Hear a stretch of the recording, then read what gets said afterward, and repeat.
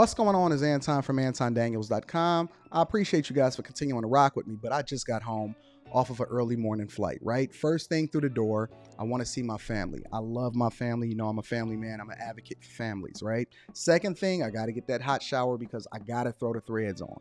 The threads make me feel like $1,000,000, but the third thing through my mind and all throughout the trip is that I gotta have that TGI pack. TGI makes my life uncomplicated. It's uncomplicated skincare for men. The first way that I started specifically was their level 1 system. It's a daily face wash to get rid of the dirt and grime on your skin. 2 times per week exfoliating scrub to get rid of the dead skin cells. An AM moisturizer with SPF 20 because you should always be protecting your skin from the sun, and a PM moisturizer to help your skin stay hydrated and healthy throughout the night. Here's the thing. My favorite part about TGI is that every box comes with an instruction card that tells you when to use each product, how much to use, and in what order. They really making the process of achieving and maintaining amazing skin for men uncomplicated. In addition to amazing skin, members of TGI get tons of benefits, including at least 20% off the retail price, the ability to customize your box, exclusive monthly deals, you can pause and cancel at any time, and you get free shipping. And because TGI is sponsoring today's video, they're offering my viewers an amazing deal, right? Just click the first link in the description and you get 30% off your first box, plus a free gift. It's an amazing deal. You got to get started today. You're not out here trying to look like a Dusty.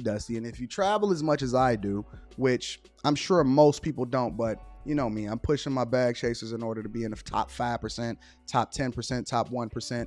We got to make our lives uncomplicated, and TGI is no better product. You got to look good. You got to smell good. And you can't be looking like a Dusty. Make sure you get started today. Click the link in the description. Get that TGI pack. Feel the TGI, my friends.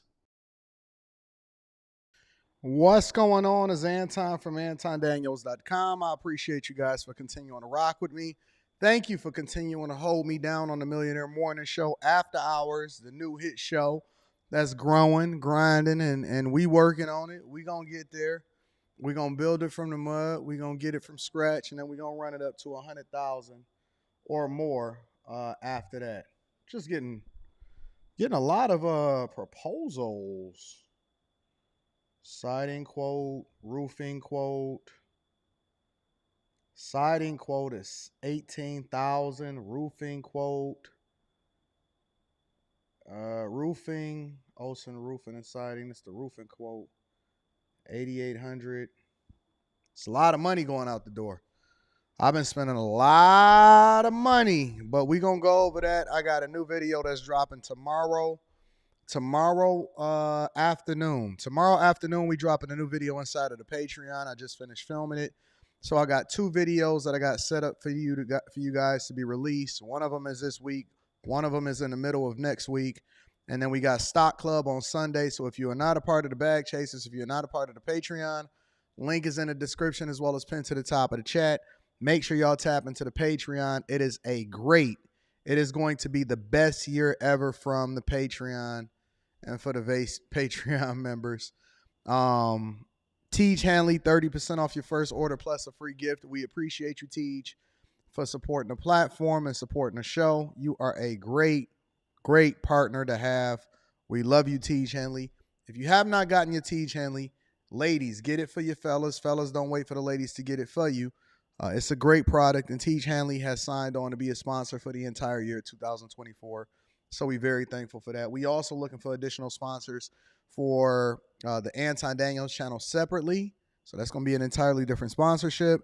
And we're looking for future sponsors for After Hours because that's a growing platform. It's a great opportunity to get in at the cheapest price possible while we're building up the platform from scratch. So make sure y'all tap into that. Again, best time to join the Patreon is in the beginning of the month. And we've shot on site. I'm finishing the footage up tonight or this afternoon. And then we release the Patreon video tomorrow afternoon when we get done with the editing process. And I think it's going to be a great, insightful video to bring y'all up to speed of what's happening, especially with regard to the real estate. I just airdropped, actually, right before I went live, get a little bit of housekeeping out of the way. I just airdropped this morning. So I was touring the site. And I was going through it, and let me see if I can put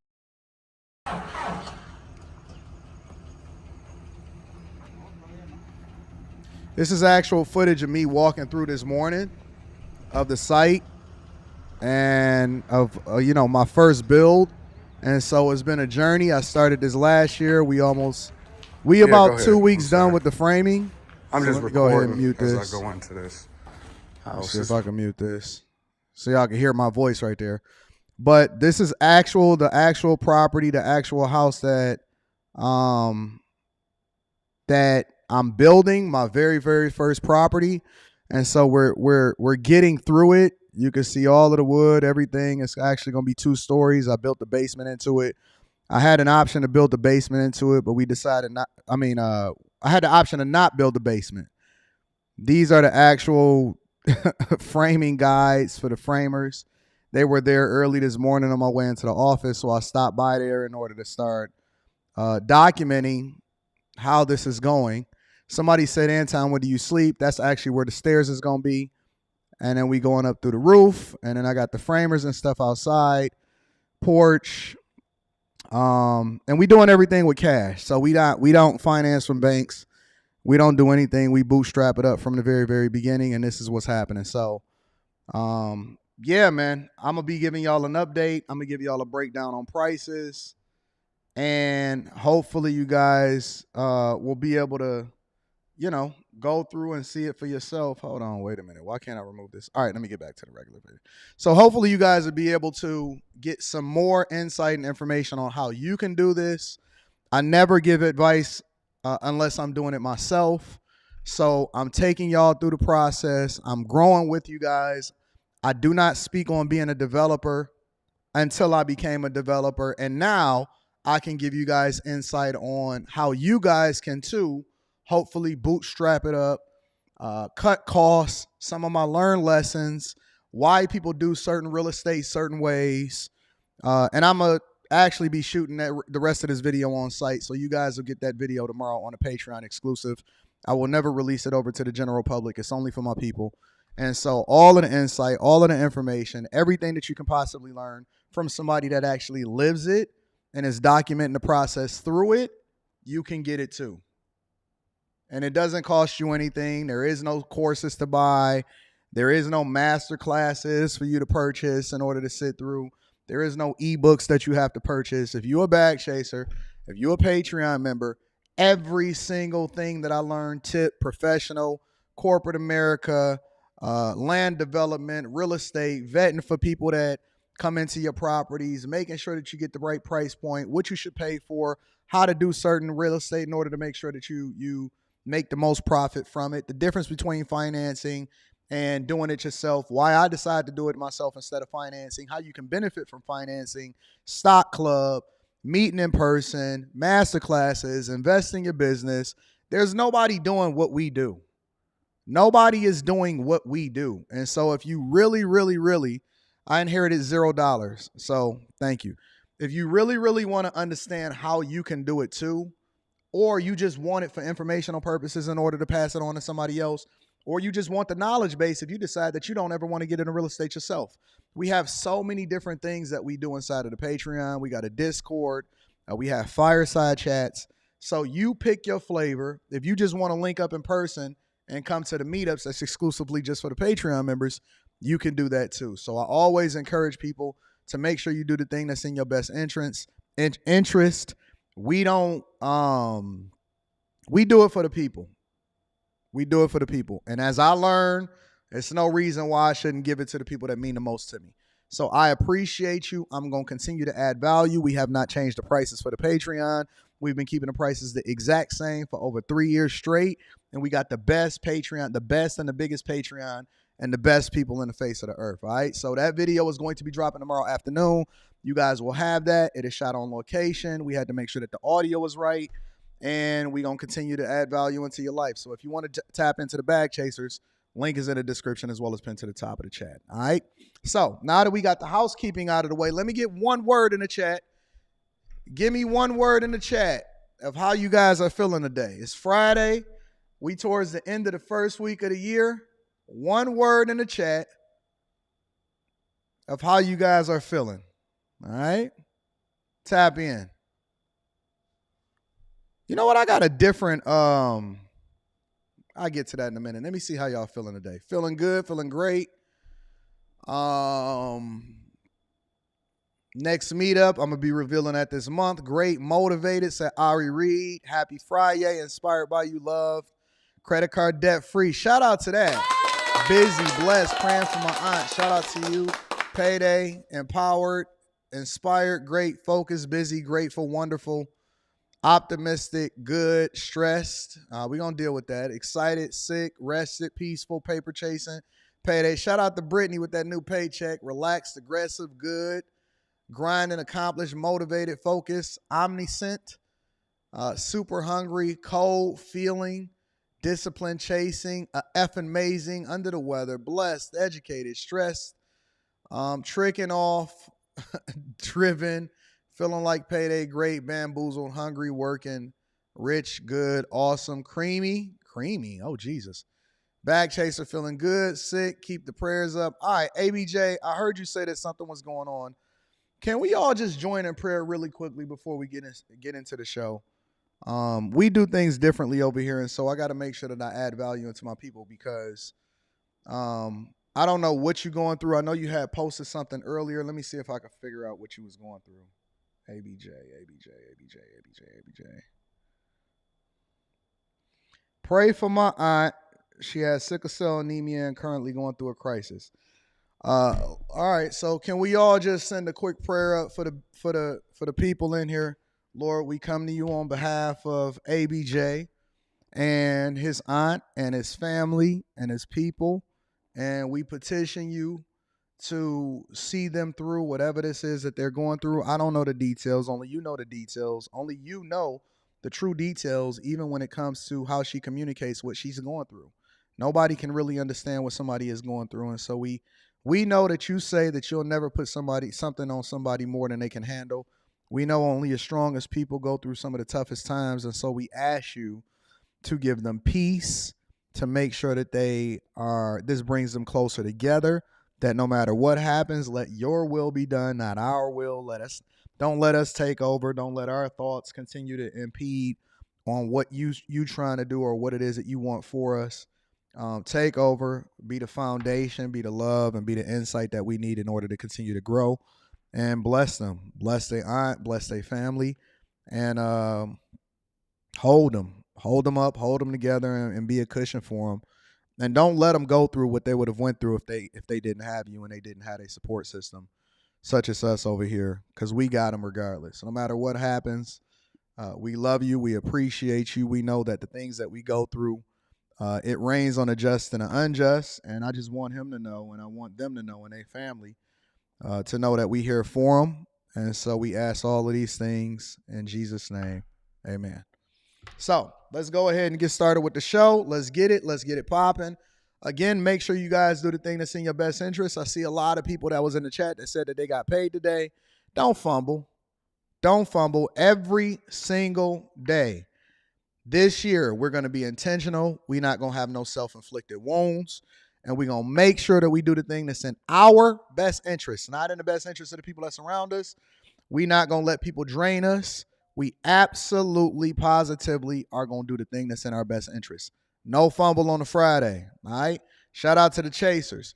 Let me acknowledge a few of the super chats. First and foremost, let me give a shout out to my guy, Mike, that dude. Always consistent. Let me give a shout out to the global chef over there in Honolulu. Says happy Aloha Friday from Honolulu to the Chasers. Can't wait for Stock Club this weekend at Patreon with straight fire.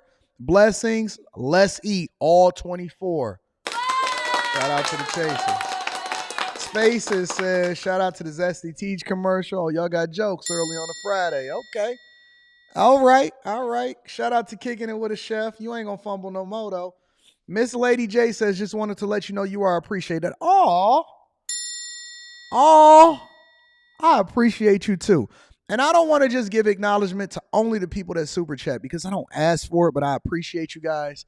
But I want to give acknowledgement to everybody that's seen it through, that made it through, that also is supporting us and is here. Even if you just sitting in a chat, even if you just watching and you never chatted before, I want to let you know that I'm thankful for you being here. And hopefully you stick around because we got a lot of entertainment and a lot of value to add, all right? Let's get to it, y'all. Quick hits. Quick hits is a segment of the show that we don't necessarily think that we need to dedicate an entire segment to individually, but we want to keep you guys informed on what's going on across the United States of America. All right. So first and foremost, T.I. and Tiny is embroiled in a lawsuit, similarly to the same lawsuits that was filed over in New York and L.A., and they are accused of drugging and raping a woman in a new lawsuit. The couple denied that they assaulted the Air Force veteran in a Los Angeles hotel room in 2005. Ari says, you get me through my day. I work from home, and sometimes these folks be taking it there. I got you, baby. We gonna get there. So in 2005, an Air Force veteran woman in Los Angeles said that they was in a hotel room and that T.I. and Tiny assaulted her, or they're accusing them of drugging and raping the woman. All right, let me break it down a little bit more. According to reports, the Grammy-winning rapper T.I. and his wife, Escape member Tiny, have been accused of sexual assault in a new lawsuit filed by an anonymous woman in Los Angeles. According to the complaint, filed Tuesday in Los Angeles Superior Court and reviewed by different publications, the plaintiff, identified as Jane Doe, claims that T.I. and Tiny, whose real name is Clifford and Tamika Harris, drugged and raped her in a hotel room in 2005. She also alleges that the couple may have victimized other women. Sound like a Me Too movement coming. Doe's complaint says she was in her early 20s at the time of the alleged incident. Again, this is 2005, and we in 2024. So she probably in her 40s now. And that she was stationed in LA as a member of the U.S. Air Force. She claims that Tiny gave her a drink at a club, and shortly after, she accompanied the couple to a hotel room with two other unknown women. Doe alleges that T.I. and Tiny sexually assaulted her while she was dizzy and lightheaded. Before she lost consciousness, she says she suspects that the couple engaged in similar behavior with other women. T.I. 43 and Tiny 48 denied the allegations in a statement provided to the publications by an attorney, saying that this plaintiff has been threatening to file this lawsuit for 3 years. For 3 years, we have emphatically and categorically denied these allegations. For 3 years, we have maintained our innocence and refused to pay these extortionate demands. They saying they're being extorted, and I believe them. And I'm not even necessarily a fan of T.I. like that. I love his music. Don't necessarily love what he represented, especially from a political perspective, but we able to separate the two. And he's saying that for 3 years, this person has been trying to get some money out of them and extort them. And we've maintained the same position while the claims of this story have changed from time and time again. Our position is clear. We're innocent of these fake claims. We will not be shaken down, and we look forward to our day in court. Doe's complaint alleges that T.I. and Tiny have an infamous reputation for drugging, kidnapping, falsely imprisoning, raping, and assaulting women and forcing them to engage in sexual acts with the couple for their own sexual gratification. Citing a 2021 New York Times article wherein multiple individuals, including Jane Doe, accused the couple of assault. The accusers also enlisted a lawyer at the time to request criminal inquiries from law enforcement. Los Angeles prosecutors previously declined to pursue charges against T.I. and Tiny in the alleged incident with Doe, citing the statute of limitations. Doe's complaint Tuesday was filed under California Sexual Abuse and Cover-Up Accountability Act, which extended the statute of limitations for sexual abuse claims. So basically, T.I. and Tiny is saying that they're trying to extort him. This woman is trying to make sure that she get the bag from him. And it's been almost 19 years, and she's still becoming a pest. And let this be a lesson. Let this be a lesson to the people. Keep people out of your bedroom. Keep people out of your business. And you got to have a level of discipline so that you don't find yourself, just because you got off in the hotel room, don't necessarily mean that it's not going to come back to bite you from somebody that even consented from doing things with you. It just ain't worth it. You can stay out of it.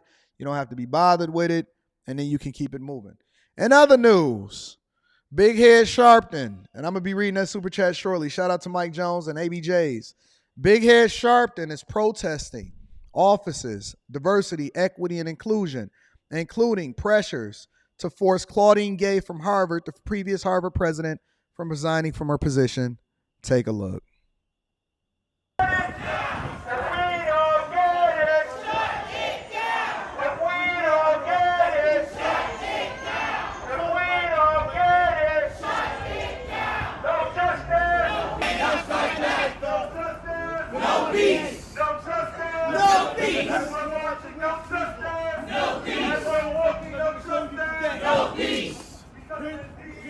Here's El Sharpe with the team. I can't hear you. What do we do? Stand up and fight back. When DEI is under attack, what do we do? Stand up and fight back. What do we do? Stand up and fight back. No justice. These people can't even get on one accord with what it is that they chant. They can't even stay on beat with the chant. What do? We stand up, standing up and fighting in the back. Not have to have DEI. If we didn't have DEI, we would deny.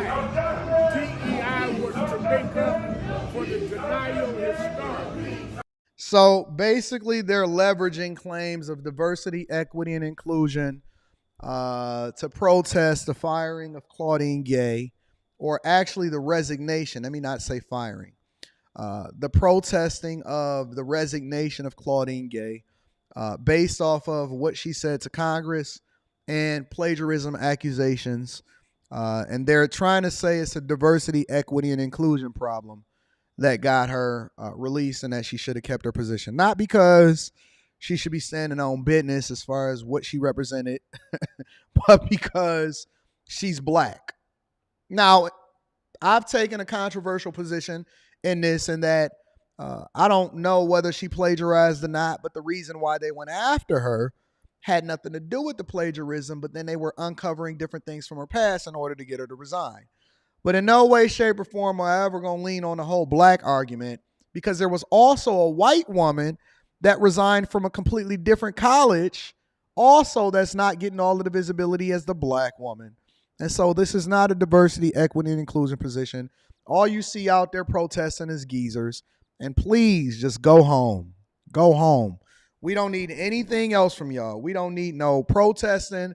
We don't need y'all walking the line.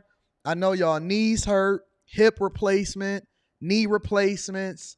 Big Head Sharpton is out there. Used to be allegedly there's stories out there that says that he used to be one of the biggest gangsters out here in these streets. But yet apparently he turned his life around, put Reverend before his name, and now he's still out there wreaking havoc. Get on out there. We don't need y'all no more. Thank y'all for the super chats. I'm going to read that shortly. And then last but not least, TGI Fridays. Did y'all know that my first official date, the first time that we actually went out officially before we got married to my wife, was at TGI Fridays? They're closing 36 locations. And now the details. A popular nationwide restaurant has announced it's closing the doors to dozens of its locations. TGI Fridays abruptly shut down the restaurants with little notice to customers and employees. Several of those locations are in our area. Action News reporter Eliana Gomez has details tonight from Marlton. We found a sign at the entrance notifying customers that this location is closed. This is the Marlton location. It's one of 7 in the state of New Jersey closing its doors. There's also a location in Willow Grove, Pennsylvania. In an abrupt business move, TGI Fridays is closing 36 of its restaurants, most of them in New Jersey. At the Marlton location on Route 73, we found a U-Haul parked outside and saw workers bringing old chairs and tables inside. When we asked the restaurant manager about the closure, they had no comment. The economy is affecting all the restaurants, and that's why probably. The restaurant chain says these 36 locations were underperforming, and this move to close them is in an effort to focus their efforts on the 200-plus restaurants still in operation. Friday's U.S. president and COO released this statement saying, quote, "By strengthening our franchise model and closing underperforming stores, we are creating an unprecedented opportunity for Fridays to drive forward its vision for the future." Why is everybody cooking in their houses or getting meal kits? Is that why they don't want Fridays anymore? I think you still should go out and have a good time. Corporate executives had recently made menu changes to attract customers and keep up with competing chains. One customer we spoke with stopped going to Fridays because she says the quality of the food had gone down. The last time I was there, their food wasn't that great. It had really gone downhill, I think. So we used to go there. We used to go to the movies, and then that would be a treat to go to the movies and then to go eat at Fridays right after that. But we really stopped. There are a couple other Friday locations nearby, one in Cherry Hill and one in Burlington. They are not closing their doors, and right now there's no word yet on what's going to happen with the empty locations. So Fridays is closing 36 locations. Some of the Fridays that I've driven by on the street during times where it seems like they should have been busy, it seemed like it was lackluster. I still have a love for Jack Daniels strips. I don't even know if they still sell Jack Daniels strips. I don't even know if they still using the name Jack Daniels, because I think that it was a trademark name that they didn't renew the license for. But I think that people have more options. It's very difficult to survive in a restaurant business. You got to continue to invest in yourself, reinvent yourself. A lot of people are now leveraging influencers in order to bring visibility into their restaurants. Chains is not the thing. Chicks don't even want to go over to the Cheesecake Factory no more. We went over to Fridays on our first official outing. Didn't cost a lot of money, right? Can't even take a chick to Fridays no more and she be okay with it. Now it's not good enough. We got to take y'all to Ruth Chris and Benny Han. Interesting. No Chili's, no Applebee's, no Fridays, none of that no more, huh? Burger King and McDonald's is out of the question. Listen, I'm just thankful that I came up in the time that I came up, because it was different. We had a good time. We had it for cheap, and people was just happy to hang out and be together. Now, everything is just based off of moolah. How much money you make, how much bag you got, what's your career options, what's your credit score. We used to just have a good time. It wasn't even about that. Nobody really was caring or checking for whether or not was somebody else's. Just my memory. Maybe I got revisionist history. Nobody cared about what nobody's bag was when I was coming up. We just wanted to go and have a good time. If it was a good time, we was going to be there. It didn't matter if we was going fishing, if we was going to the park, we was going on a picnic, if we was spending money. We used to go and take trips to Cedar Point. We just had a good time. Nobody cared about anything. And then eventually everybody grew together, grew up, and then they started getting money together. I mean, you go through a time where you got it or you think that you got it, money that you thought that you had, it ain't even money compared to what you make in a day, and people just figured it out. We just wanted to have a good time. Now, everything is just so convoluted, and everybody talking about getting some bags and stuff, and everybody living paycheck to paycheck. Debt is out of control. People trying to prove stuff to other people.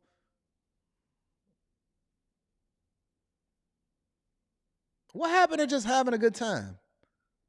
Now you got to go out, get you some Louis Vuitton. Man, listen, my boots don't even look like they cost nothing, but my boots cost $900. I don't even say nothing. I got on my boots, these boots right here. I buy stuff because I like them. These rain boots that I use as work boots, because I don't like Timbs anymore. Maybe I'm getting older. I don't like actual, you know what I'm saying, strings on my stuff. I don't like tying my stuff up. But my little Burberry boots, I got the black ones and I got the brown ones. These cost $900, but you would never know that these boots cost as much as they cost, because it's not about the cost. It's about what makes you feel good. When I seen them, I liked them. I didn't check for the price. I just bought them. And so it's about what makes you feel good. It's not about the price. Your budget will increase, and the amount that you pay for your stuff, depending on what your circumstance is, will change. It's going to change. It's going to evolve. It's just going to change naturally, but you grow. You evolve. But you don't want to start off based off of, oh man, he got to be making this or he got to be dressing in that. Man, I'll be looking regular as hell, and you don't even know. My t-shirt might cost $1,000. It may cost $15. My boots may cost $1,000, or it may cost $40. My jeans is Levi's, but you can't tell. My jeans cost $75 a piece. I do what I want, but I don't do it in order to impress you. I do it because my hat was sent to me for free. My Rolex may cost $50,000, or I may have on an Apple Watch. It just depends on what I like. But everybody's so caught up in the hype, caught up in impressing people instead of just having a good time.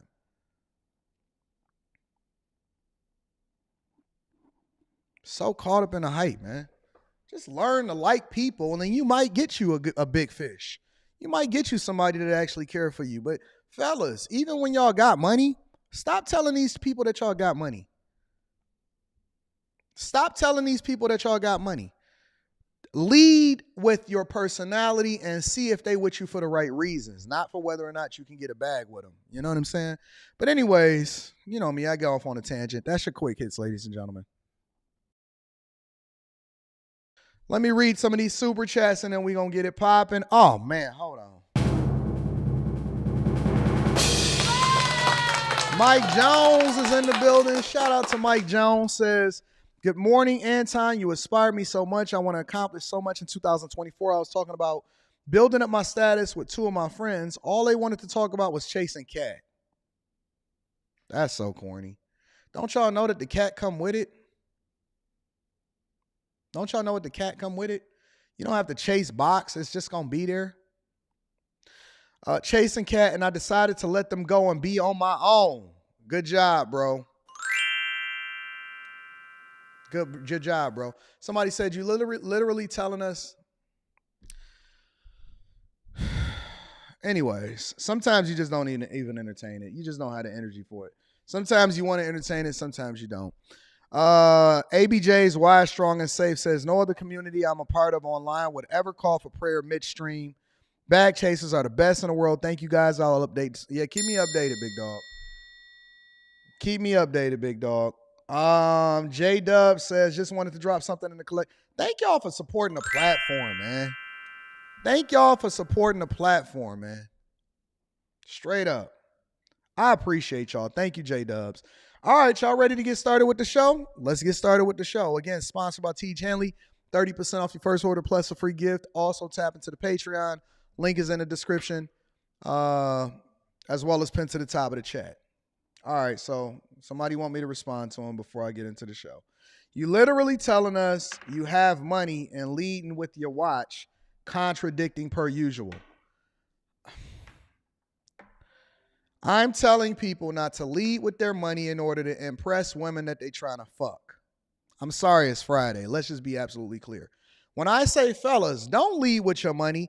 Be around people that automatically want to appreciate you for what you have before you tell them that you got anything. I'm telling them for women that they could potentially marry, don't lead with money and resources. Lead with your personality and downplay who you are instead of being able to do that. I've been married for 20 fucking years. What are you talking about? I don't have to lead with money because we got money together. We built it up together. We was broke together. We went broke. I literally on Wednesday showed y'all my budget. She was taking a $25 allowance every week on payday. I don't have to lead with my money for a woman because I'm not trying to fuck nobody else. I'm not looking to get into a relationship. Why would I lead with my money? I can wear what I want to wear because I enjoy my stuff. I drive my cars. I have a good time. What are you talking about? If I tell you, hey man, don't lead with your money in order to impress a hoe, I'm telling you don't put yourself in a position to get finessed. I don't have to be leading with my money with a woman because I'm not interested in going up to a woman and fucking on a new chick. Are you stupid? Do I have to address everything, or are you able to grasp the context clues behind why I'm trying to communicate the way that I'm communicating to the people? Come on, man, grow up, you stupid, dumb hoe. You dummy. Grow up. Stop being so dumb, Yolanda. Maybe you can get it. Maybe you can get the man you want. And don't lie to me and type back, oh, I got a man. You don't. You by yourself. You dusty. You broke. You ain't got no man. You never had a father to teach you how to operate around men, real men. And so that's why you say dumb stuff in order to try to defeat people in the chat, instead of understanding the context behind why I'm trying to tell you what I'm trying to tell you. Don't be a dummy. Don't be a dummy. Listen. Listen, you got 2 ears and 1 mouth for a reason. Listen, you stupid, dumb chick. So stupid. And then y'all be wondering why Anton be getting on these chicks, because they're not listening. They supposed to be the most educated women in the face of the earth. We the most educated. Our brains developed before you. We smarter. We got degrees. Then why you can't comprehend what the fuck is coming out of my mouth? You dummy. So stupid. If you so smart, but your women intuition don't kick in when it's time for you to shut the hell up. I'm so smart, but I'm not smart enough to be able to get the man that I want. I'm so smart, but I'm not stupid. Stupid hoes, man. Idiots. You an idiot. You a dummy. Somebody needs to tell you to your face. They keep on lying to you, telling you that you not dumb. You dumb. You know how they say you rich or you smart? You dumb. Dummy. Dumb. You dumb, stupid dummy. Just all of the dumb words. Dumbass. Dumb nuts. Dump truck.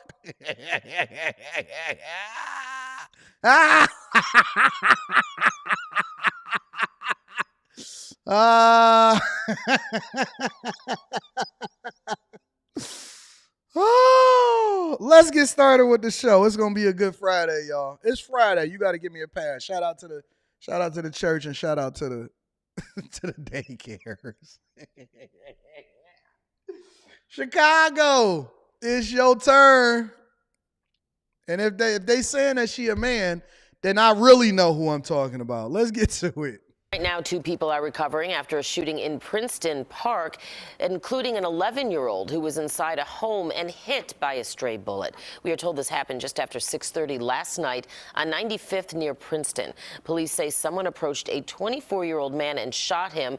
He is in the hospital in critical condition, but just a block away, a bullet hit that 11-year-old in the leg. He's expected to recover from his injuries. There have been no arrests. So an 11-year-old, let's revisit this. Let's now go 2 back. people are recovering after An 11-year-old. We got to address what's going on out here in these streets, y'all.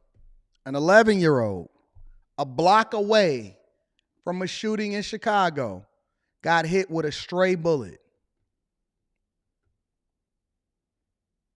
An 11-year-old in Chicago hit with a stray bullet. That means you just walking down the street in the daytime, having a good time, playing hopscotch, trying to find some snow. Shout out to Mr. DJ. I appreciate you on Cash App, my friend. Having a good time, and then you get a burning sensation in your shoulder or your arm or your leg. And you can't even explain what it is. You think it's a bee sting, but then it starts hurting even more. And then you start getting short of breath. And maybe you run into the house to try to get to your parents and say, oh my God, I think I got stung by a bee. Anton, I got stung by a bee. It's a gunfight happening a block away. You just so happen to get hit. Driving down the street, you see a lot of the houses, and some of them might have a bullet hole here and there. That's a random bullet hole. It wasn't intended for that house. They was just shooting. You know how they shoot like this instead of shooting like this? Because they in the wild, wild west. A random bullet just hit your kid. What do you do about it? You don't know who did it. You don't know who, what, when, where, why, and how.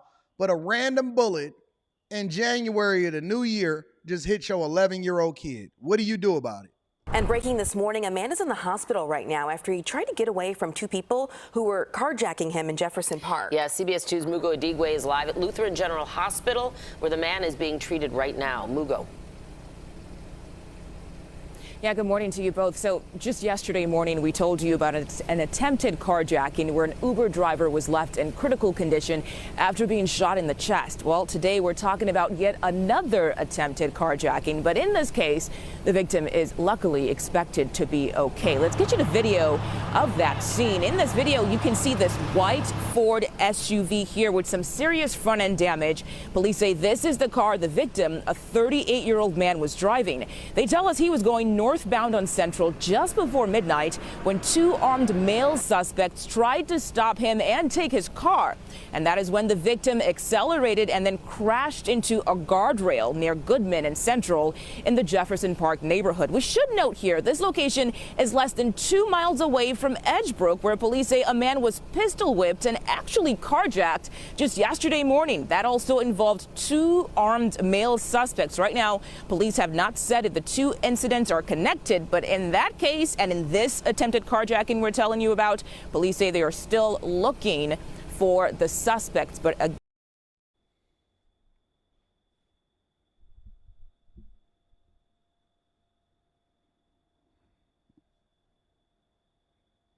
can we bring in the cavalry yet or no? Can we bring in the cavalry yet or no? People keep telling you that, hey, we need to go back into the hood and talk to these young guys and save them from themselves. You can go back into the hood if you want to. You fool. They see you as green. They see you as an opportunity. They're going to follow you from home. They're going to put an air tag on your car under your license plate to find out where you live, and they're going to run up in your spot. That's the new play. That's the new play. The new play is that they following people to try to figure out where the luxury car is at. Not only are they going to take your stuff right there at the gas station as you stop at the stop sign. There's some hoods that you can't even stop at the stop sign. Don't even stop at the red light. Don't even stop at the red light. Did you know that they going over into the luxury stores, into the good parts? Because it's not even in the hood no more. It's everywhere. They're going over to the luxury stores, or they finding out exactly. Look, the valet guy yesterday said Anton. Because you run into the same valet guys because you go to the same spots over and over again. And so they start to become familiar with you and stuff like that. He said, Anton, don't put all of your keys. Don't put all of your keys. Don't get all of your keys to the valet guy. I said, what? He said, yeah. When you go to other places, he said, here you may be safe because we know you.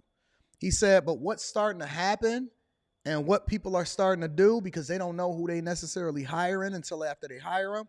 He said, what's happening is people are leaving their whole keys instead of just taking that one key fob off, and they leaving it at the valet person, and they not locking up they glove compartment or they armrest where it got the lock in. And so when these people get in these luxury cars, they can pull up your stuff on the screen, or you need to put your car in valet mode. I said, what are they doing? He said, they looking up your information, and then they taking copies of y'all keys, not my keys. He said they take copies of people's keys, and then eventually they find out where they live, and they try to go in there and they try to rob them, or they go in there and try to break in when they know that they're not home.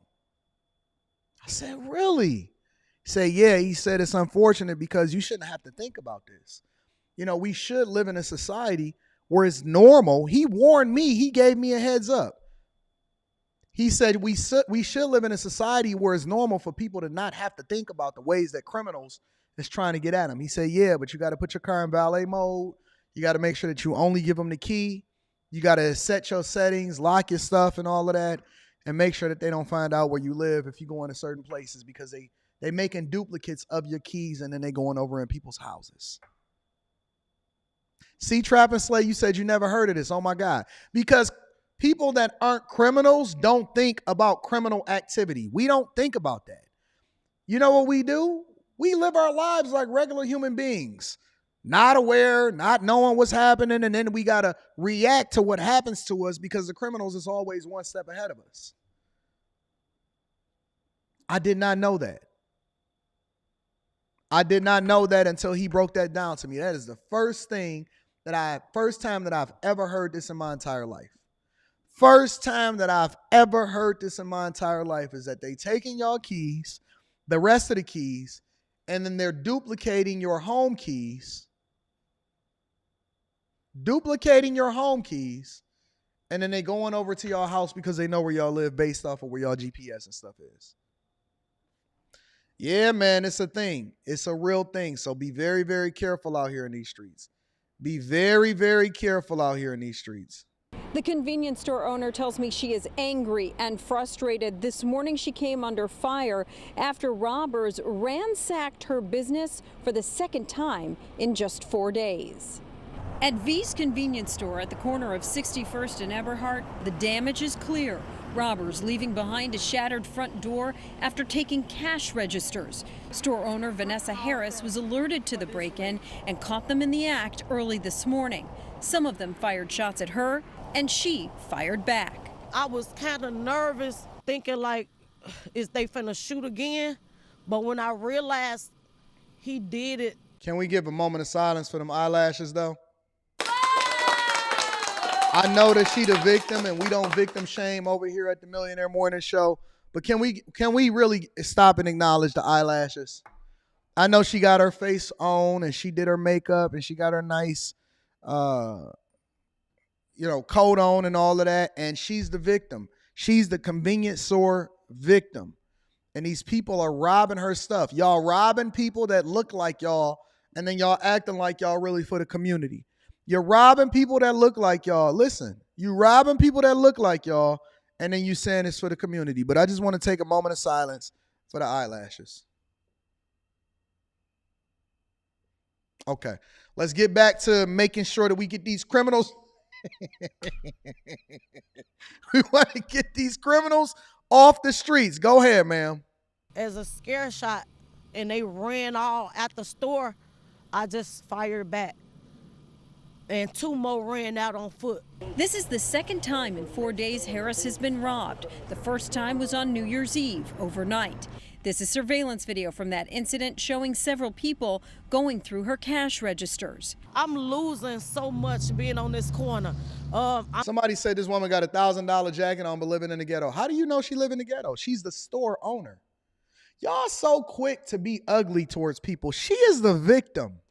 How you gonna look at her jacket and say that she automatically live in the hood just because she black?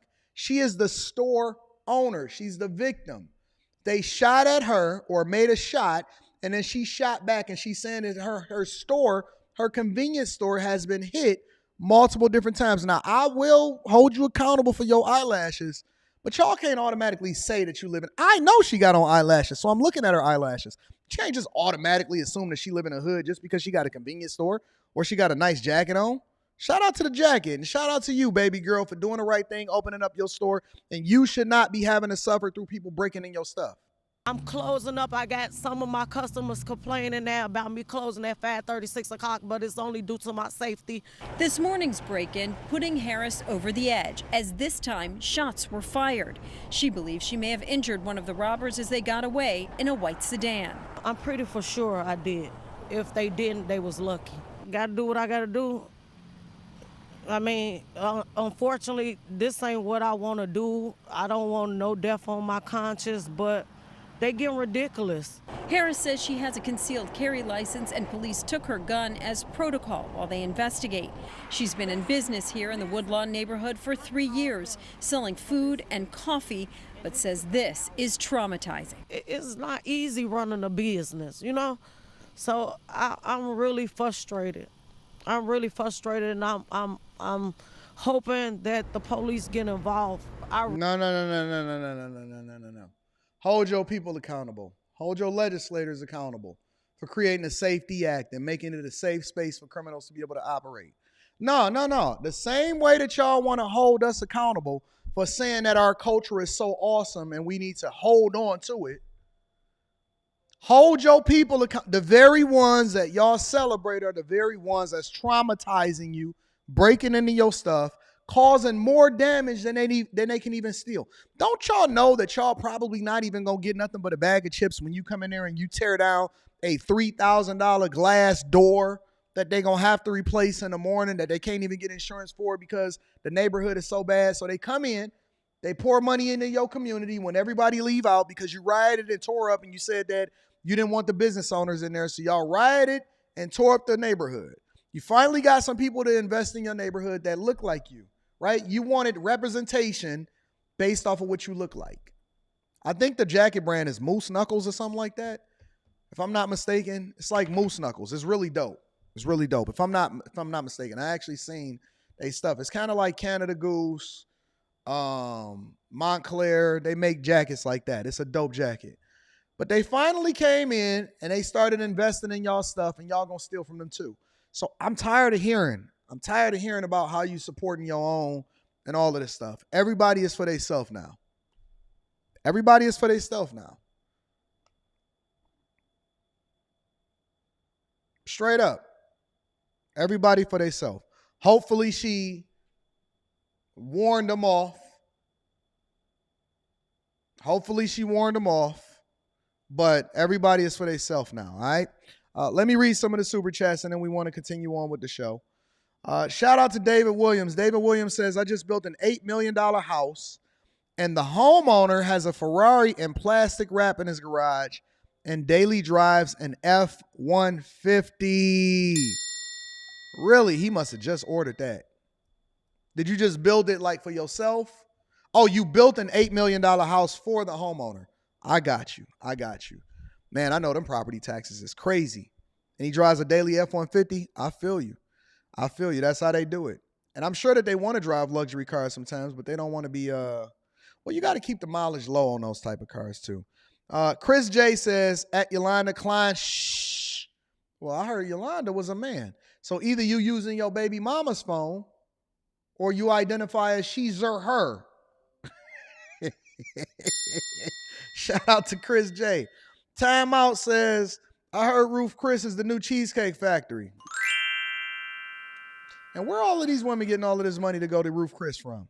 J. Ben says, time channeling that inner Katt Williams. I agreed a lot with what Katt. If y'all didn't catch that live stream that I did last night, reviewing some of Katt Williams' content, go and check that out.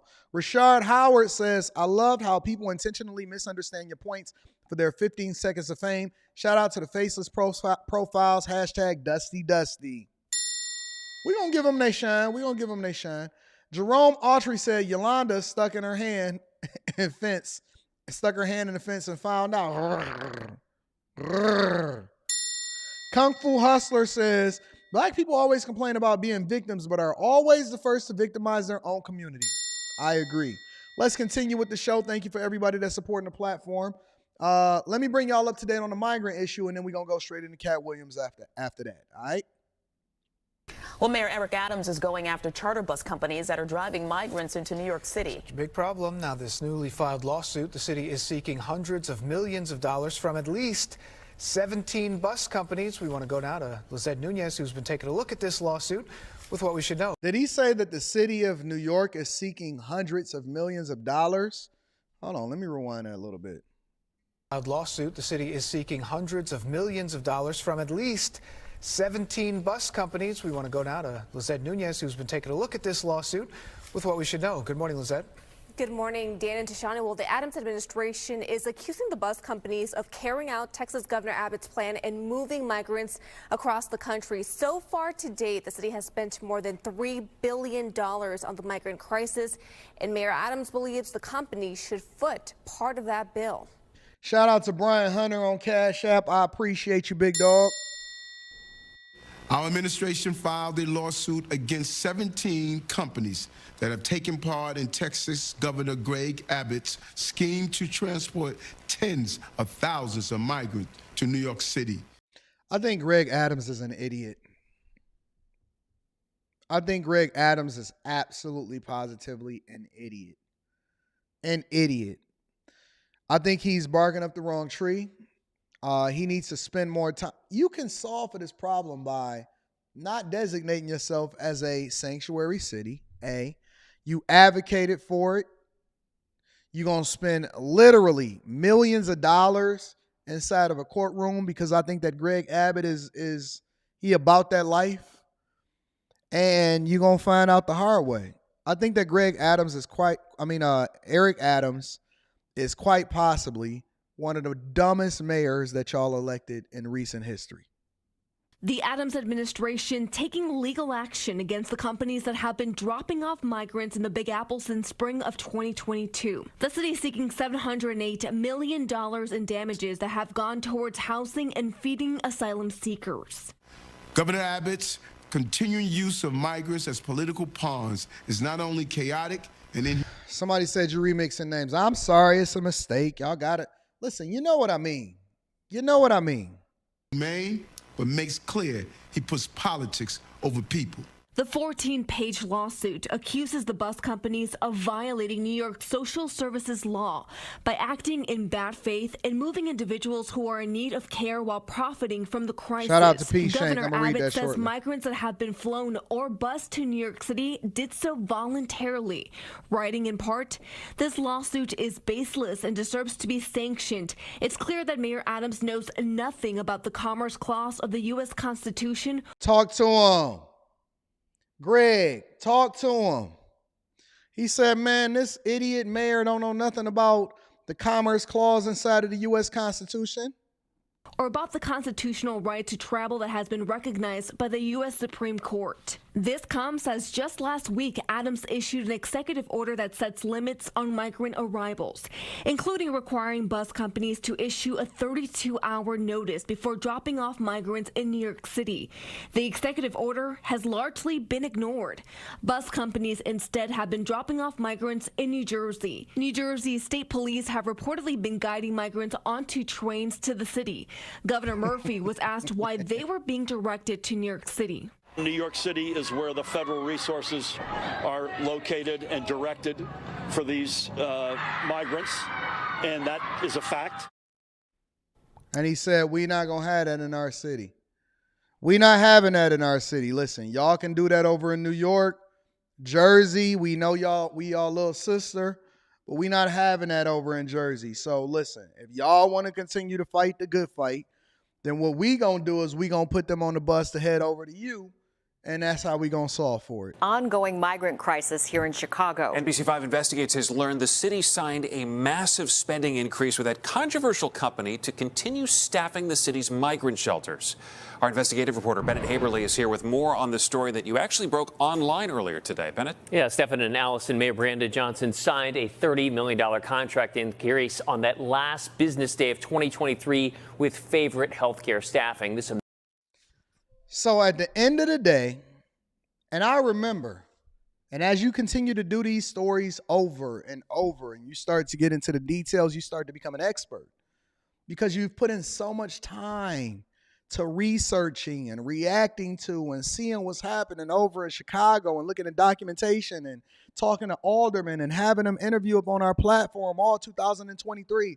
And Brandon Johnson used the very, very, very last business day of 2023 to not only sign an extension for staffing, but to give an increase in dollars. Now, one detail that we also missed out on is, I don't know if y'all remember, but one of the things that they advocated for was to be staffed by companies in Chicago.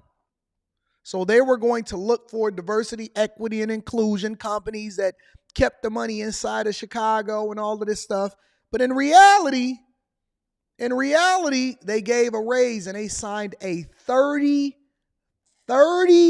million extension with this faceless company that nobody knows who's the head of or where the money is coming from or where the staffing is coming from.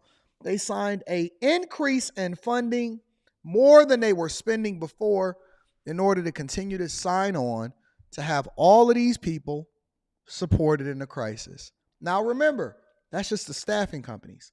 That has nothing to do, zero to do with healthcare coverage, schools, transportation, housing. That's just staffing. That's it. It's only staffing, and this is in Chicago. Amendment follows months of criticism over millions of dollars that have flowed to one company. City records show this $30 million spending increase for Favorite Healthcare Staffing was signed. Spending increase. $30 million spending increase. Listen, look at the documentation, y'all. This is not the initial amount that they're paying. This is the amount more that they're going to be paying on top of what they were paying before. The contract is hereby increased by $30,252,882.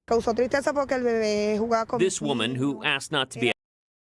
You got the Carolina blue and black J's on? You ain't even got on black Air Force Ones. You got the new J's on. Where's she getting new Jordans? And those is authentic. Where's she getting new Jordans from? Identified, said she was saddened by the boy's death because her children had played with the boy inside. Having crossed the Rio Grande with her husband and children, she told me she was grateful for the shelter and doesn't have complaints. But 10 other migrants who spoke to us off camera due to a fear of reprisal said the food and health care provided inside are inadequate. Outside, and they complaining about the food and health care that they giving y'all. Shelter in Pilsen, we watched as migrant families purchased food from vendors. And others walked nearly a mile to this grocery store in Bridgeport in search of other food. And we reached out to the mayor's office and a favorite to comment on the contract amendment. We have not heard back from the city.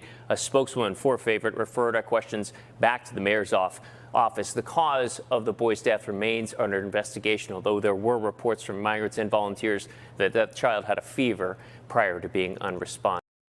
I wonder if a lawsuit gonna come out of this.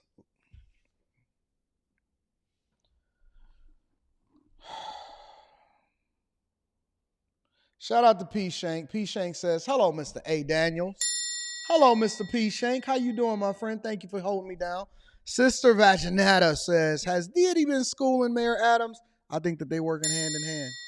I think that they working hand in hand, sis. Yeah. Let's get over to Katt Williams. This is what I really wanted to break down. Katt Williams, look, over here on the Millionaire Morning Show, it got to come back down to the money somehow, some way. We need to understand how it come back down to the money. Katt Williams, or Shannon Sharpe, recently released a clip of Katt Williams saying that he's the richest. Now, I haven't seen it yet. I'm sure that some of you have, but I want to react to it authentically. I did react to some stuff on After Hours last night, but I want to react to this because I want to see exactly what they're talking about. He said that he was the richest. I don't know the context behind it. Let's get to it. I'm one of the richest men that ever lived. And I don't mean, please don't look at my net worth. I saw my net worth. I had that on me. I don't even. I swear to God.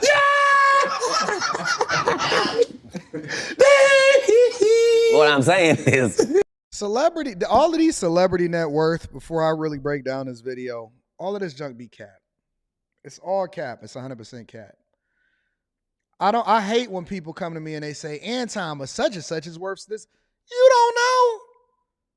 They don't even know. You have no clue what these people's celebrity net worth is. Sometimes it's way understated and sometimes it's overstated. I don't even know who wrote this stuff. How do y'all come up with this?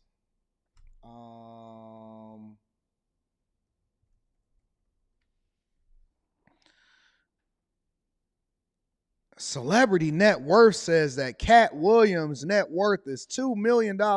How? The dude do like 100 shows a year. How? He do like 100 shows a year. How is his celebrity net worth at $2 million? That don't even make sense. That makes no sense whatsoever. Stop, bro. Dude has been getting bags for so long.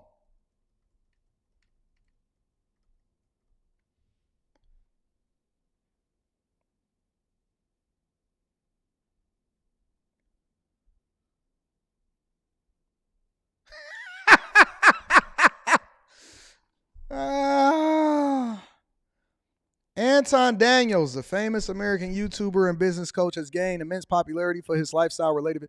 Who wrote this? Who wrote this? Known for being a user experience expert and practitioner as well as a UX evangelist. Let's see. Wrong. They don't even got my. I'm not 45. I wasn't born in 1978. I was born in the 80s. Birthplace Detroit, that's right. Ethnicity, oh, I'm a Native American now. I didn't know that I was Native American. Yeah. Celebrity net worth $4 million. Wrong. Height, wrong. I'm 5'7", not even 5'10". $4 million as of 2023. This junk is wrong. It's wrong. All of this stuff is wrong. Y'all keep thinking that y'all know what's going on out here in these streets. Stop looking at these stupid websites thinking that y'all know. It said that I'm Native American. That should give y'all a red flag right there. Let's get back over to Katt Williams. Like, I'm saying my net worth is less than my last Netflix deal. You understand what I'm telling you? Make it make sense. But I'm fine. Jesus was poor. Jesus ain't had nothing. So why don't we be mad you say I don't have nothing? They ain't had the amenities they had back then, okay? Say it again? We got different amenities now. Not more than gold. Gold was the amenity of that. And why is people so confused? If anybody has ever met me in person, I'm 5'7". What is the y'all want me to say that I'm 5'10"? No, I'm not Native American and I'm not 5'10". I'm 5'7" with a huge, let me be quiet about that second part. But anyways, let's continue. That time we still got gold. Gold still running. They have no Rolls Royce. They got you can buy an ass. That's what they call it in the biblical time. They were cheap.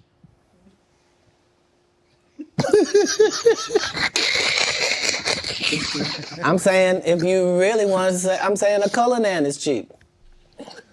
So back in the day, I would get my girl a donkey. Today we get her a Cullinan. But I'm saying whoever, whatever it is, I'm saying we. I'm saying because what we gonna do? I done already told you I'm one of the richest people that ever lived. Yes. Only in the fact that when I wake up in the morning, no matter where I am, I don't need nothing. Whatever I need is right around me, and whatever I don't have, it's only just because I don't have it. It's not because I can't get it. All I got to do is want it, and it belongs to me. So because of that, because I'm favored by God, like when I see people's wives and stuff, I don't even look at them. You know what I mean? Like I don't want to look at nothing I don't want to have. Because I know how blessed I am. If I look at it, I got it. Yeah. That's how Diddy be feeling. Now, come on, man. Come.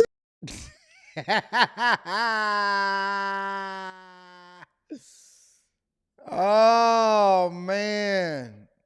Oh, my God. But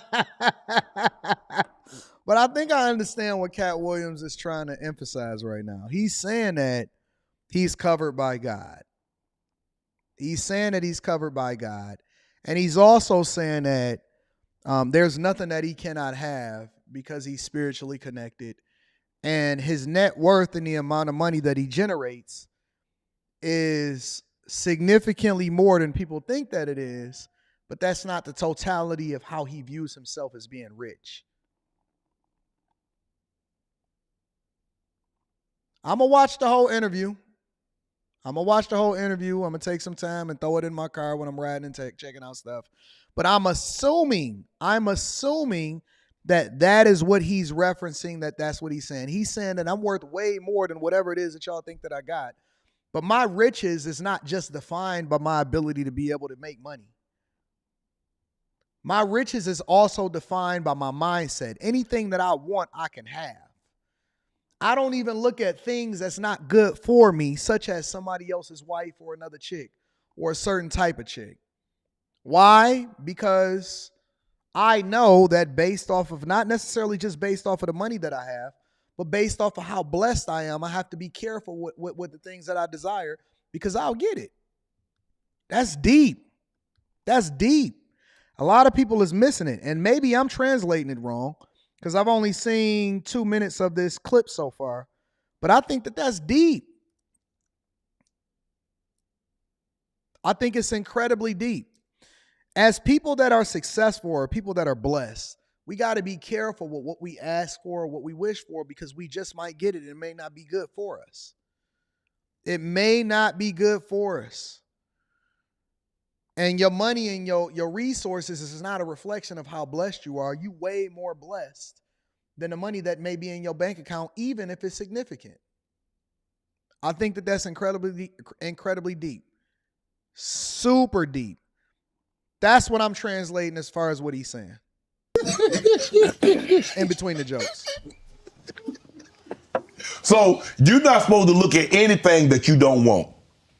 Not me personally, just because God has given me literally everything I ever even pump faked like I want. And that's the whole thing. That's the whole thing is I don't have a type of woman. Every woman that I ever had as a type, I ended up getting her. Now she's not the type anymore. Now I understand that every woman is a one of one. Yeah. Like you can't that's deep. Really that's have types. Mm-hmm. You financed your first stand-up. You had 20, it cost you 22. I don't know if Shannon really caught that.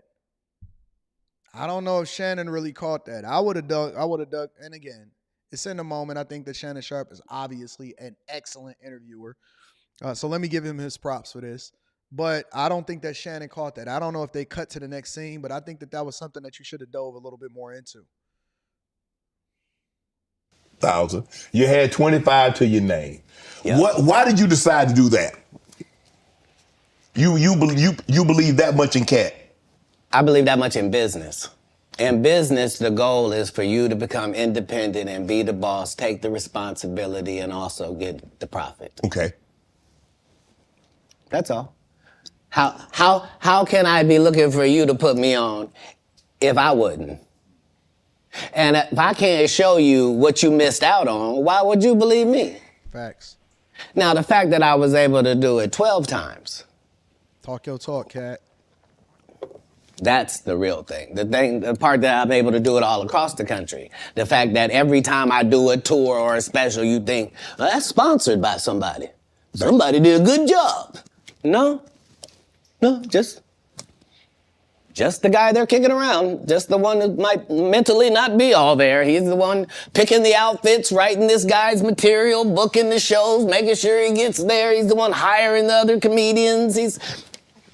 But hey, I knew that that's the end goal. So if that's the end goal and I'm there when I start, why would I deviate from that? Right. Talk your talk, Katt. Talk your talk. You bet on yourself. You bet on yourself. You know what the end goal is. It's just a matter of actually going through the process. The results is for everybody else because you already know exactly what it is that you're trending towards. The process is for you. The results is everybody else. And so now all he got to do is endure long enough to actually show you what he already knew was going to come true. And yo, this is deep. It's deep. It's super deep. This is, of all of the things that I reviewed of this interview in the clips, because I haven't watched the interview from one whole thing to the other, for me and how I see things, this is the best part of it. I know that we all enamored with what he said about Steve Harvey's wig and and Cedric the Entertainer stealing jokes and Chris Tucker and Kevin Hart and all of that stuff. But for me, this is the real jewel. This is the jewel right here. The jewels is that he understand who he is and he don't feel like any weapon formed against him can prosper because he don't need no handouts. He's covered by God and his blessings come. That's the whole idea of the scripture when it says, seek ye first the kingdom of God and his righteousness and everything else will be added unto you. All you got to do is be productive and believe, have the faith of a mustard seed, show that you had a faith by actually put the action behind it because faith without works is dead. This is the best part of the interview. The net worth was the thing that hooked you in. The thing that he's telling you where his true net worth lie and that the money is just a reflection of the effort that he put into it is the real gem. Remember, my goal was to get this far in Hollywood and still have a virgin asshole. Jesus Christ.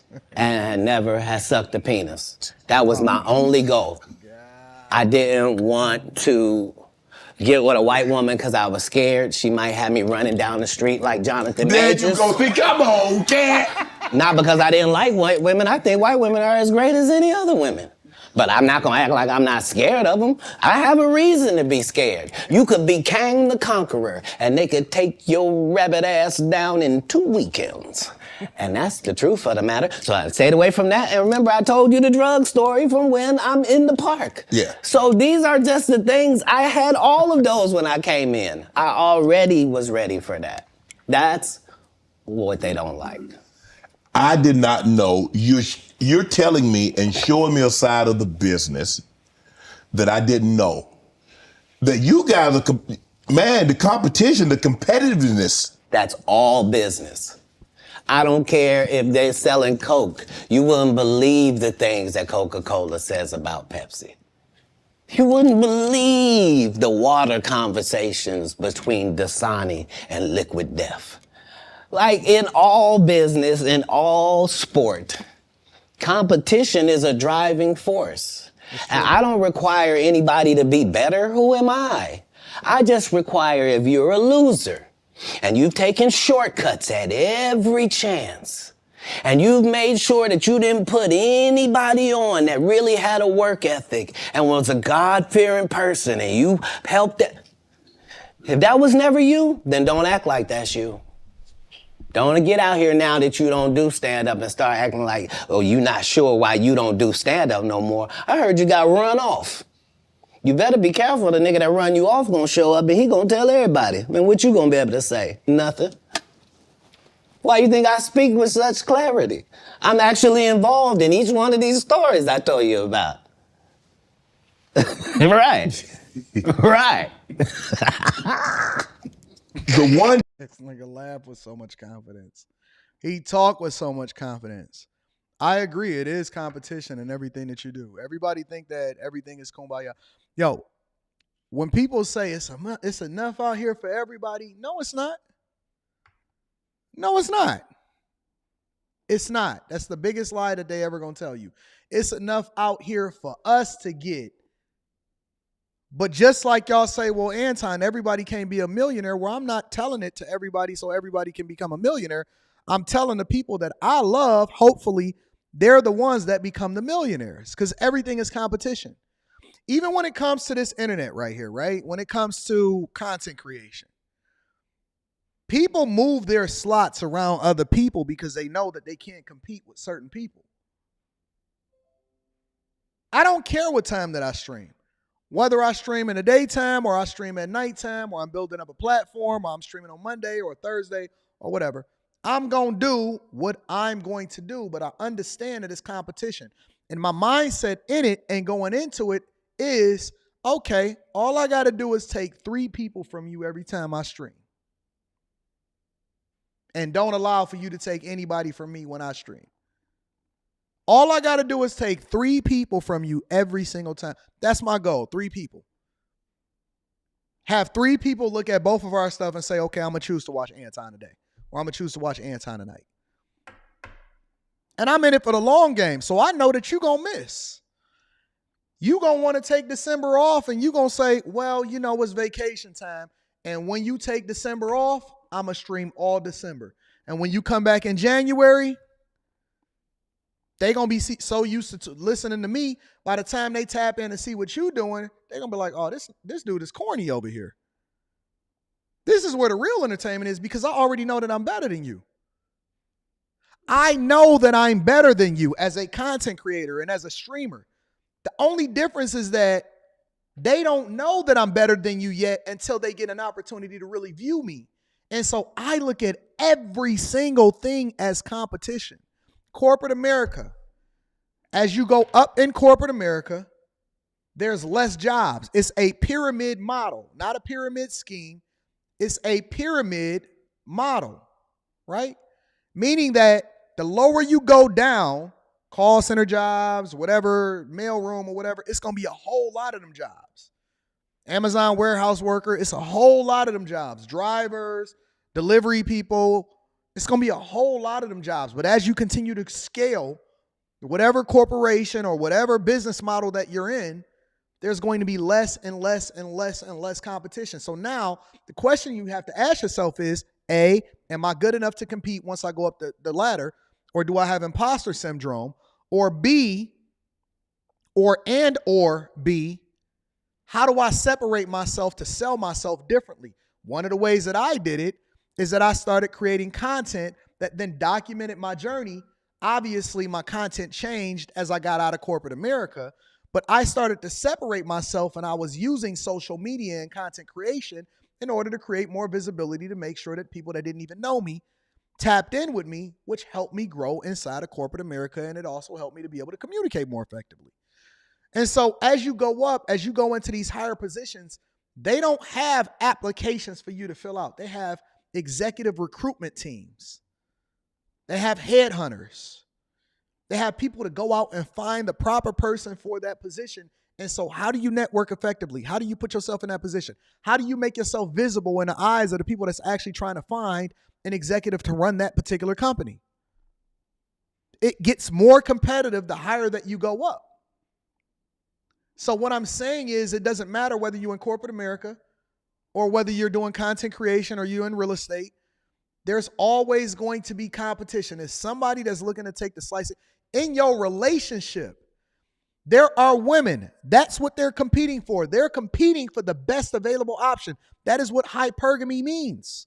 It means that there's a small demographic of men that is in the 1% or the 1% of the 1%. And there's a whole bunch of people that want all of the same people at the same time. So then how do you separate yourself and make yourself available to the man that you actually want? Well, guess what? It's not based off of how you feel about yourself. It's based off of whether or not the demographic that's choosing you is looking for what you have to offer. And so you have to separate yourself in competition. Everything you do, it's competition. And so I know that I'm better than you because I'm going to continue to work at, refine, and become the best version of myself every single day, regardless of what I do. I'm willing to go through it in order to learn it. And similar to what he's saying with regard to comedy or whatever, you build your fan base 3 people at a time. Whether I got to go out in the streets and I talk to people and I make myself likable, or whether or not I got to stream when you not streaming on the same times that you would normally stream so that they can then check into me and see what it is that I'm talking about and realize that I'm much better at you, much better at what you doing than you doing it. Your fan base is my fan base. Your fan base is now my fan base. Now you're competing to keep the people that you thought subscribed to you, but they only watching me during the time that you live. That's what it is. That's what it is. Comedian, we've been sitting here doing this interview that you hold in very high regard is Dave Chappelle. Dave Chappelle walked away from $50 million. You said it was more. Tell the story. That's right. I'm going to let you tell it. No, you're no, I want you to tell it. You really are the best. You've proven it here today. As much as I'm proving it, you proving it. You proving it. Yeah, that wasn't the thing. It wasn't. People say that. He lost $50 million. No, that's not even close to what happened to this dude. And until you understand what happened to the dude, you don't understand what happened. Like, no, not they offered him $50 million and he turned it down. Who gonna turn down $50 million? Now, I've had to turn down $50 million 4 times. 4 times. Just to protect my integrity and that virgin hole I was telling you about. Right. Because P. Diddy be wanting to party. And you gotta tell him no. You got to tell him no. I did.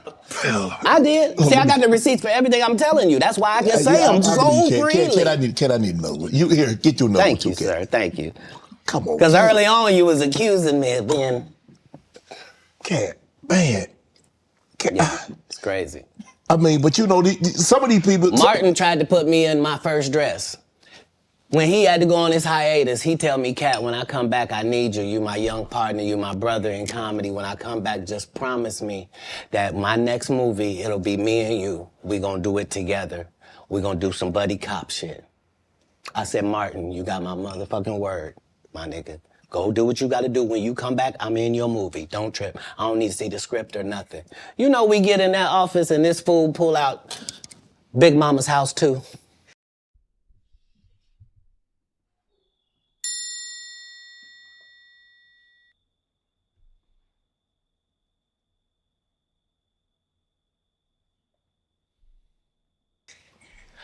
I almost died. Don't block nobody. If they not being disrespectful, don't block nobody. Just because somebody got a difference of opinion than me inside of the chat, don't mean that we gonna block them. I'm okay with people disagreeing with me. I'm okay with people having a difference of opinion. As long as they're not being disrespectful, and y'all know what I mean by saying being disrespectful, talking personally about my family or something like that. If they just don't like me, they are more than welcome to stay inside of the chat. Just chill, let them rock. Don't block nobody that just regularly disagrees with me, all right? Let the chat do what the chat do. We're not tripping off of that. And I gotta read this script from all these good white people. Where this nigga want me to get in a dress with him. No. And I'm literally saying to everybody, why is he in a dress again? You already played the old lady as an FBI agent. We can play anything now. We can be playing a dog catcher this time. Why do we need to be in a dress? And I get so mad, I say, you don't want me. You want Brandon T. Jackson. And Brandon T. Jackson was right up in there with a dress. Yes, he was. Yes, he was. And Brandon T. Jackson was right up in there, putting a wig and a dress on, following right behind one of his idols. And again, listen, y'all, this is why you have to be careful with who it is that you idolize, who you follow behind. And where's Brandon T. Jackson today? He ain't doing nothing, not that I'm aware of. No, you can't. You should not be cussing in the chat. Where's Brandon T. Jackson today?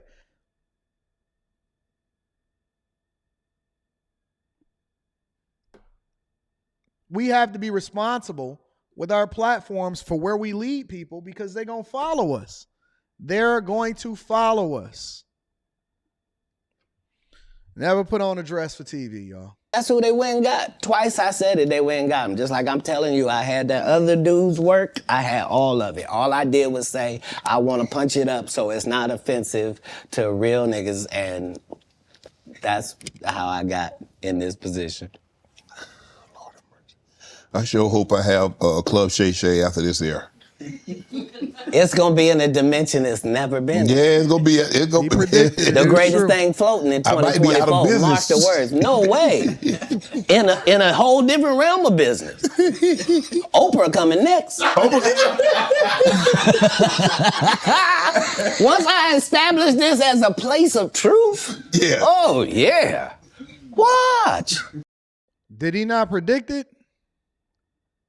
Man, he just predicted that this was going to be the biggest interview in 2024. I don't see no interview topping this.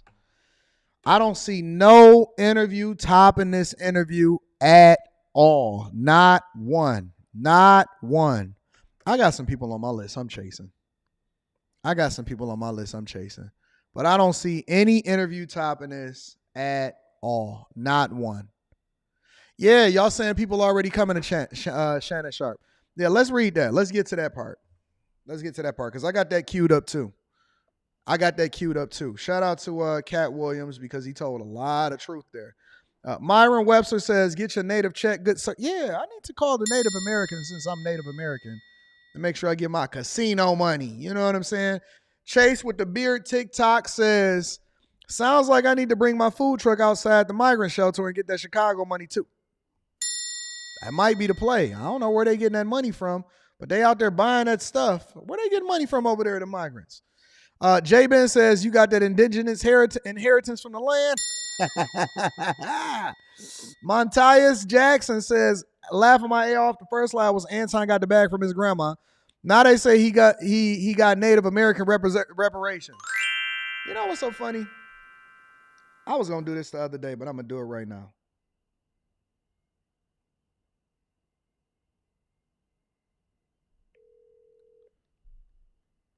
I wouldn't usually do this, but let's just do this.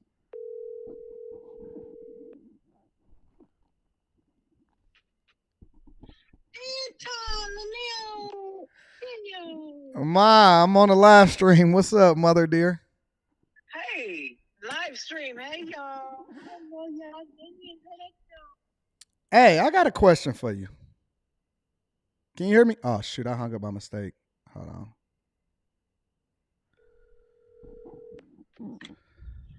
Yeah, you hung up on me, huh? My bad, Ma. I'm sorry. What's up, Anton Daniels?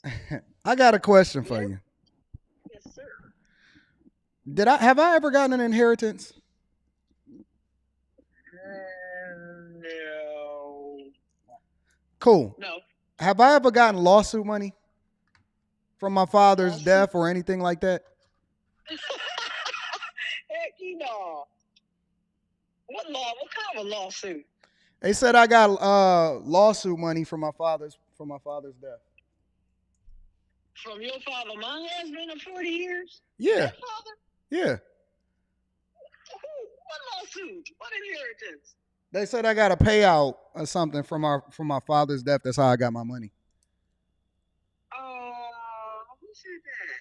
Where did you get that stuff from? You know how rumors go on the internet. Oh, that's so sad. No, heck no. Man, where is it at for me? Why would you get it? I would have it, right? Right. How did it pass over to you and go straight to me? Right. Or any of your brothers. You got 2 older brothers, but it would come to you? That don't make no sense. I was just wondering, because maybe you aware of some money that I'm not aware of, so we can go and get that money together.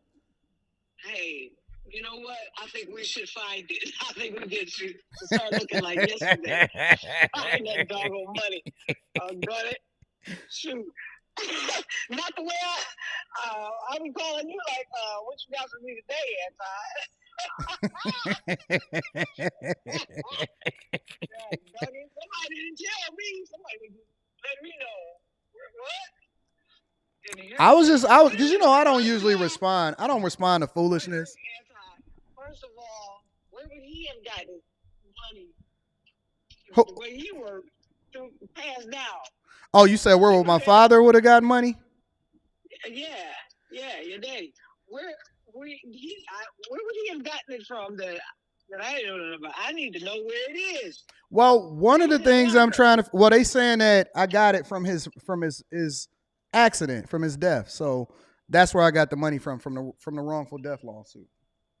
See, oh man. See what they don't know. I guess I'll go and tell it. You tell it. Just be 100% real. Say whatever you want to say. He was self-employed, so who was he going to sue? You can't sue his job. He was self-employed, like you are. Self-employed. He made his money getting it out the dirt, and just pulled that bag on his own. He was made happy, and who would he have saw? Who would he have sued? I don't know. I'm trying to figure it out too, so I can find out for myself. No. Well, like I said, oh, while we here, we might as well go ahead and solve for some other things. Am I Jamaican or am I Nigerian or something? Heck, no. If anything, you got some Asian in you. Where I get Asian from? Me. But forgot the molar pregnancies. Oh. I had Asian in me, not Jamaican or African or Bohemian or none of them. Where was you born at, Ma? I was born right here in Detroit, Michigan. So you was born in Detroit, Michigan. Where was my father born at? Dawson, Georgia. Dawson, Georgia. Interesting. All right, so we not from the boat. Okay, cool. Wait a minute. People said that he was from the boat? The boat? They said that I'm they said that I'm from overseas or something. Why? Because you dark? Because you got that good old juicy chocolate on you? I don't know where these rumors is coming from. Oh, no, babe, no. And I only found out my Asian side because I had 2 molar pregnancies, and that only happens to people of Asian descent. Uh-huh. In addition to that, when I had like root canals, I found out that my teeth have 4 roots. Only Asians have 4 roots to their teeth. Mm. Yeah. So you saying that you have some in your lineage somewhere? Exactly. Got you. Off of my father's side. Off of your Remember what father's my side. daddy looked like. He looked like a ancient Chinese secret. Yeah. Yeah. But he was from Bakersfield, California. Yes, that's where he was born. Yep. Exactly. He was born in your father was born in Bakersfield, California. Mm-hmm. And my mother was born right here in Detroit, Michigan. Straight from Detroit. Yep. Detroit. Yeah. I don't know where all of this money come from, but that they saying that I inherited, but such as Why would you have to inherit money and not just make money? Because people Get it from the dirt like your daddy did. people want to say that somehow I became successful and where I got my money from is it was given to me. I didn't work for it. I never grinded for it. I didn't stay up late at night. I didn't hustle for it. They saying that it was somehow given to me, but I'm a hypocrite because I'm telling everybody else to get it out the mud.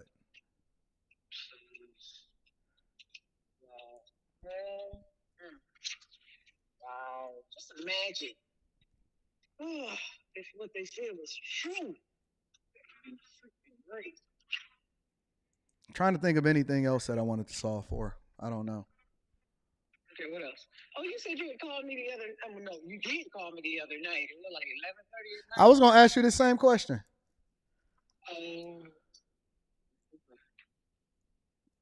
I was gonna ask you the same question. But okay. I just so happened to come up right now, so I was like, you know what? Let's just go ahead and solve for this right now. Oh, okay. Well, this is good timing because I'm just coming from a Pilates class and I'm driving, and it's perfect time. Yeah, you living that good life. Hey, baby. Because I'm an inheritance. Oh no, the inheritance went to you. Yeah, why you ain't get your part of the inheritance, and why the brothers ain't get none of it? You got 3 brothers. 2 of them are older than you, but they didn't get nothing. You just got it. Yeah, it went all to me, but don't worry about it. All right, baby girl. I was just calling you to check in and see what's happening. All right. Love you. All right, love you, baby. Okay. Bye-bye. I don't know. Maybe we're gonna come up with some more stuff later. But anyways, let's get over to the Shannon. Well, let me read some of these super chats. Again, Montias Jackson says the first lap was Anton got his bag from his grandma. Now they're gonna say he Native American reparations. Somebody said why I'm responding to it because it's fun. It's fun, and I like to bring the receipts. Peace King Workout says, Peace King, I got 2 things. Did you ever cover the Corporate Transparency Act? I didn't. And thanks to you, the city's girl mayor, Tiffany Henyard, just made Fox. Oh, my God. So, my Jesus. Chris J says, I saw that goofy story and almost responded to it, but I let it slide. They do anything for clout. Yeah, I mean, a rumor is a rumor. That's just what comes with being visible. People going to automatically make up stuff. Self-Made Forever says, Katt Williams technically just confirmed that time Martin was running from the invisible person yellow they trying to delete me. 187 says, Anton, on behalf of all Jamaicans, you're an honorary Jamaican because you hustle like us. Bless up, bro. You have a prosperous new year. Shout out to you. Great Way in the building says, I vote at least once a week live phone calls from Mama Daniels. Now we got to protect Mama Daniels. We keep her in the shadows so she can enjoy her life. She doing really, really, really well. Zach says they hit you with the Obama. You didn't earn that. Somebody gave it to you. It's just normal. It just comes with the territory. But I like entertaining it because why not? Let's just entertain it. Let's get into Shannon Sharpe. I heard Shannon Sharpe responded to the criticism that came along with him interviewing Katt Williams. Ocho, you remember a couple of days, and I said it's going to be the interview of 24. Oh, yeah. I said he's going to break the internet. And Yeah. people are like, well, who is it? They're trying to, who is it going to be? Is it going to be LeBron? Is it going to be President Obama? Right. I said, but this guy and what he said, I said it's gonna surprise a lot of people. Yeah. And the interview that I'm talking about, is everybody's talking about it, is the Katt Williams. Oh, yeah. I've been trying to line this interview up since about the end of 2022. Yes, sir. And he's like, I don't know when I'm going to be on your side of town. Yeah. But I'll keep that in mind. Wait, now, so you had this brewing? You had this brewing since 2022? I've been trying to set it up. So basically all the 20, I ended up getting this interview at the very tail end of 23. So I'm sitting on that like, man, and I'm telling CJ and I was talking. He's like, what do you think? He's like, it's gonna happen. I was like, I don't know. I said, all I can do is reach out. I can ask. Right. And he hit me back. Let's do it. And I remember telling, I said, CJ, Katt Williams people hit me up and say they want to do it. He's like, for real? I was like, yeah, for real. I said, whatever we got, so whatever we have planned, I don't like them. I said, let's just clear it out. Because I don't know what day. It might be a Tuesday, it might be a Wednesday, it might be a Thursday, it might be a Friday. But clear it out. Because whenever the guest is, I feel you. It do look like Chad got on makeup or a filter, don't it? I mean, maybe he just got super smooth skin, or he just got one of the best cameras or AI filters or whatever. But it do look like he got on. It do look like he got on makeup. And you know what's so crazy is that I seen the premiere of that Katt Williams video live. Because, you know, you can do some live or you can do it as a premiere. And a premiere is basically you just, like, you plan the entirety of whatever it is that you premiere and over to the general public or the interview. And I seen more people than I've ever seen in my entire life watching that interview. I have never seen that many people watching anything. I've never seen that many people in a chat in my entire life. I didn't even click on it. It was so many people because I just figured that the chat was going to be moving at the lightest speed.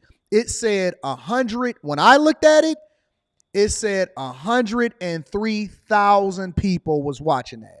I said, that's crazy. I have never seen over 100,000 people. When I looked at it, it said 103,000. And I was like, what the heck is going on over there? I ain't never seen no junk like that in my entire life. Ever. And so he was absolutely right. Katt Williams was right. Shannon Sharpe was right. Fox, Undisputed, I think one of the biggest mistakes in hindsight in 2023 was letting Shannon Sharpe go. One of the biggest mistakes in hindsight was letting Shannon Sharpe go. He is proving that he is not a one-hit wonder and that this dude has been him the entire time. I got to give Shannon Sharpe credit. Club Shay Shay just came out of nowhere and killed everything. Everything.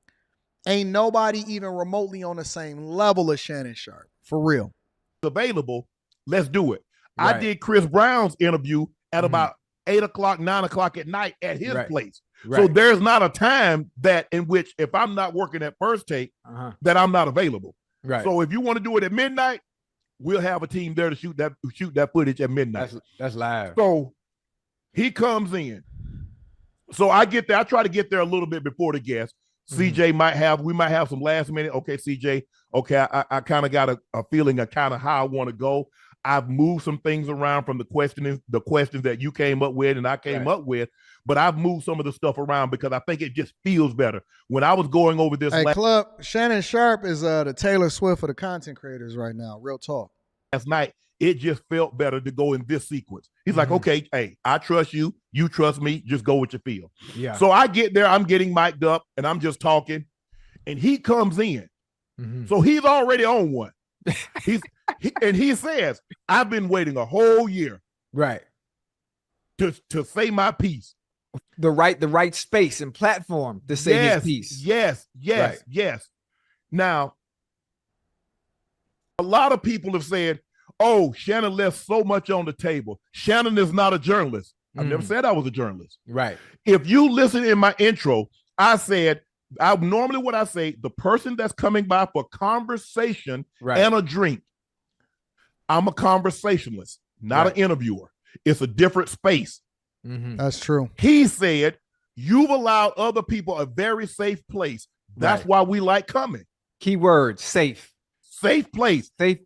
A lot of people don't really understand interviews. A lot of people don't understand interviews. They genuinely don't understand interviewing. Interviewing is different than debates. It's different than panels. It's different than doing a live show by yourself. There's a different dynamic to every single aspect of it. And what I try to do personally, and I don't know about Shannon Sharpe, what I try to do personally is I try not to have an opinion when I'm interviewing somebody. One of my very first interviews, no, it was not Charleston. I think, no. One of my earlier interviews was Brittany Renner, right? And when I had Brittany Renner on a platform, she was telling her story and stuff. And my goal earlier, and I think that I've even grown as an interviewer significantly, because I was listening to the responses of the people, my goal as an interviewer is just to keep you talking, give your authentic thoughts. I'm not there to debate you. I'm not there to berate you. I'm not there to hold you accountable. I brought you on there so you can get out what you want to say on the platform. And so when she got out what she wanted to say on the platform, my goal was to let her tell her story. I'm not there to try to debate you. I'm not there to try to change you.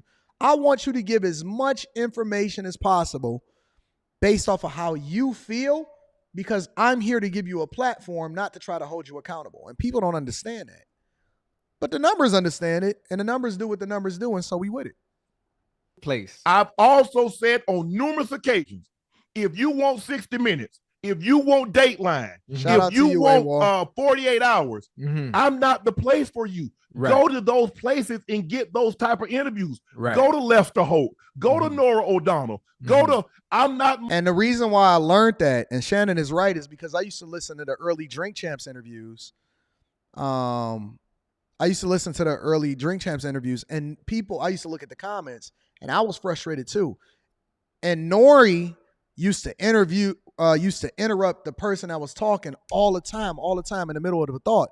And people used to say, oh man, Nori, you be quiet, let him talk. And so I started to change how I looked at interviewing differently, because I seen that the people was there to check for the person that you interviewing, and that you just got to find the right questions or the right dialogue to get it out of them.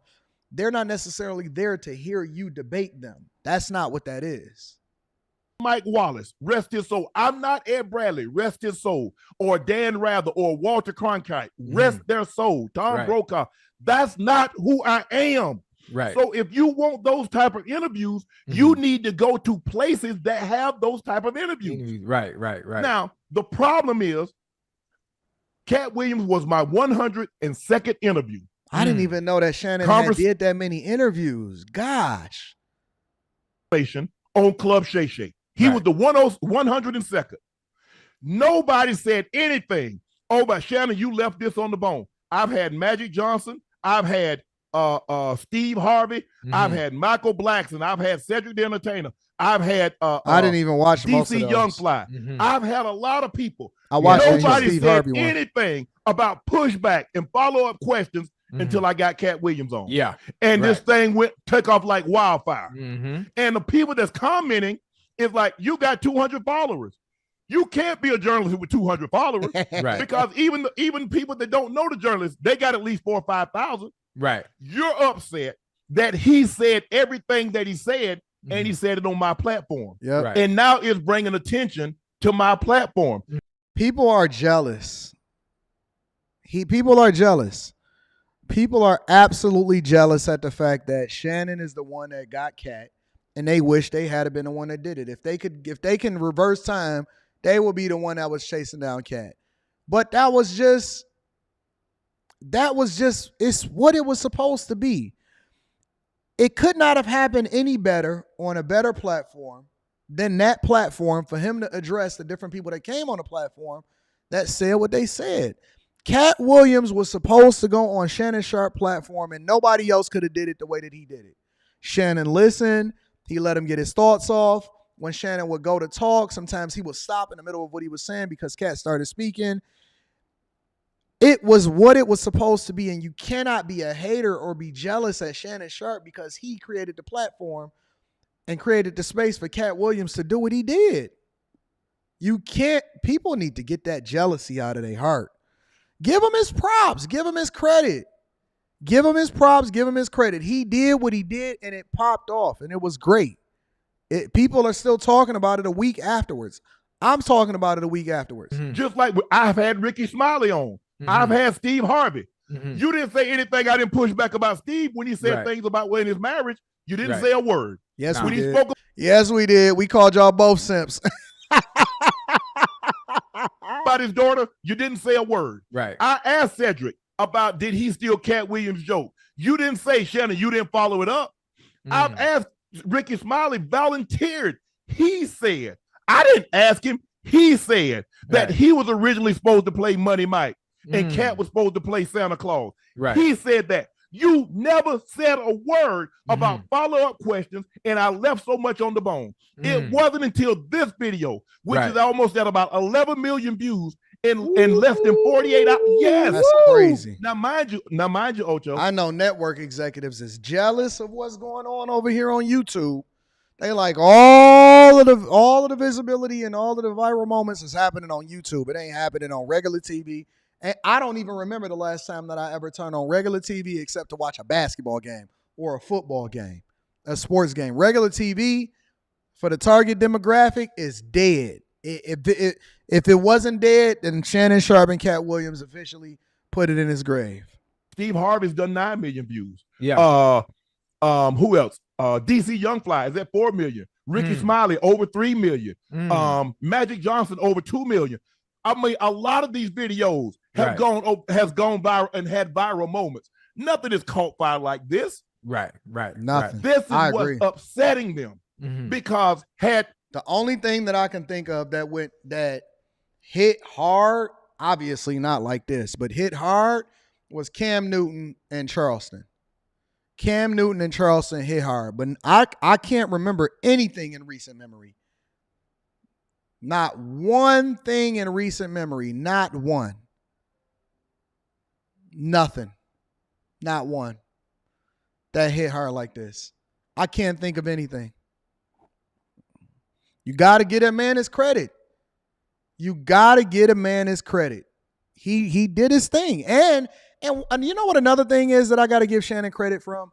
And that he paved the way for people like Stephen A. Smith and all of them. Even Skip Bayless tried to start his own podcast to where he was giving his thoughts. And Skip Bayless is just not nothing without sports. So Skip Bayless is good with sports.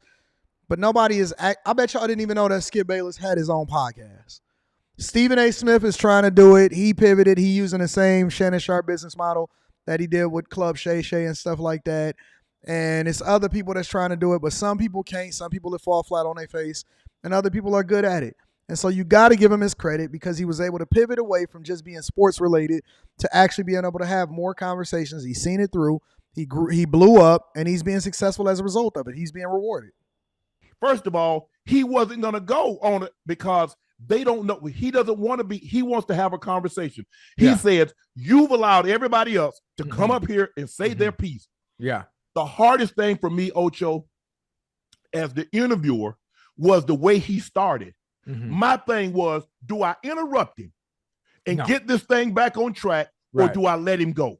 See, when you're interviewing somebody like that, and with the safe place that you do call it, the fact that it's Katt Williams or Cedric Entertainer or any of these polarizing, iconic figures, you have to let them get their piece and say what they need to say.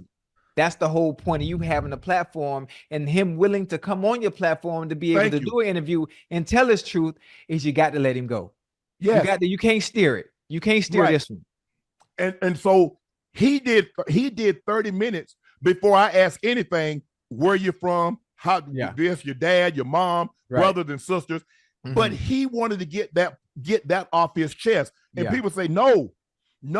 He says, the truth doesn't need motivation. Oh, no. That's what he said. He said the truth doesn't need motivation. He said there's God's way and there's that. And if it's not God, it's the wrong way. So while all you guys said, well, Shannon, you needed a follow-up question with what? I said I didn't ask no follow-up question when said he didn't steal the joke. Right. That's not for me to decide. You can't tell somebody how to run their platform. And I guess it's a good thing because when people start to debate about it and they feel a certain type of way about it, you know, that means that you did a good job. You decide. You decide who do you agree with. That's not my decision to make. Right. I told you when I first started this, my very first interview was my brother. I said, my job, I'm going to try to bring you some of the biggest celebs, entertainers, and athletes that I can possibly bring. And I'm going to allow them to have a conversation and maybe tell you something or share something with you, Ocho, that they've never said, or they've said it such a long time ago you don't remember it. But I want that entertainer, that celeb, or that athlete to share some things with you and give you a different glimpse of who or she or who they are, he or she. That was it. I never said I was a journalist. I never professed to be a journalist.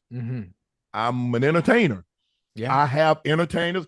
And again, if you want hard-hitting questions, 60 Minutes is the platform from you. Dateline, 48 Hours. Go to Lester Holt. Go to somebody that does that. This you got to understand. Those aren't safe places. Those aren't places where you can get what you want to say off. They dictate everything. Yes. So when you go that route.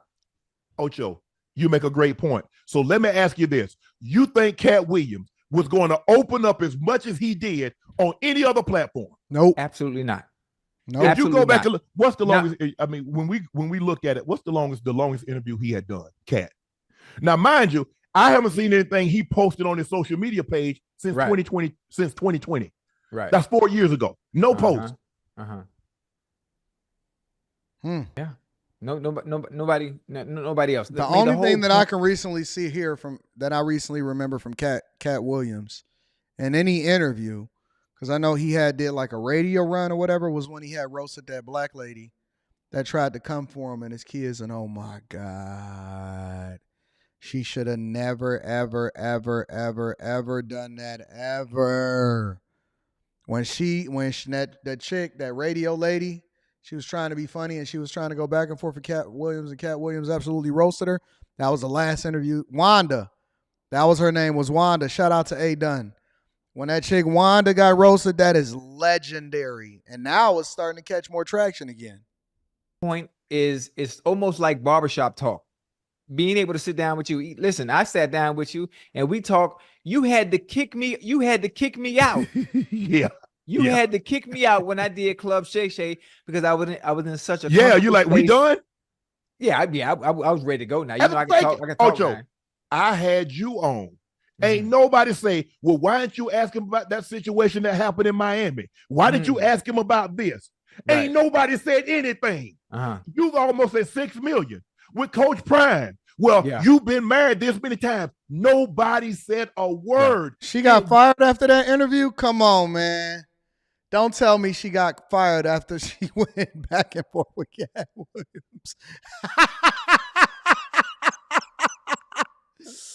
Oh, man. Listen, you're right. Accountability for you says you cannot go toe-to-toe with Katt Williams. Let me tell you something. There's certain people you leave alone. You let them do what they do. You support them.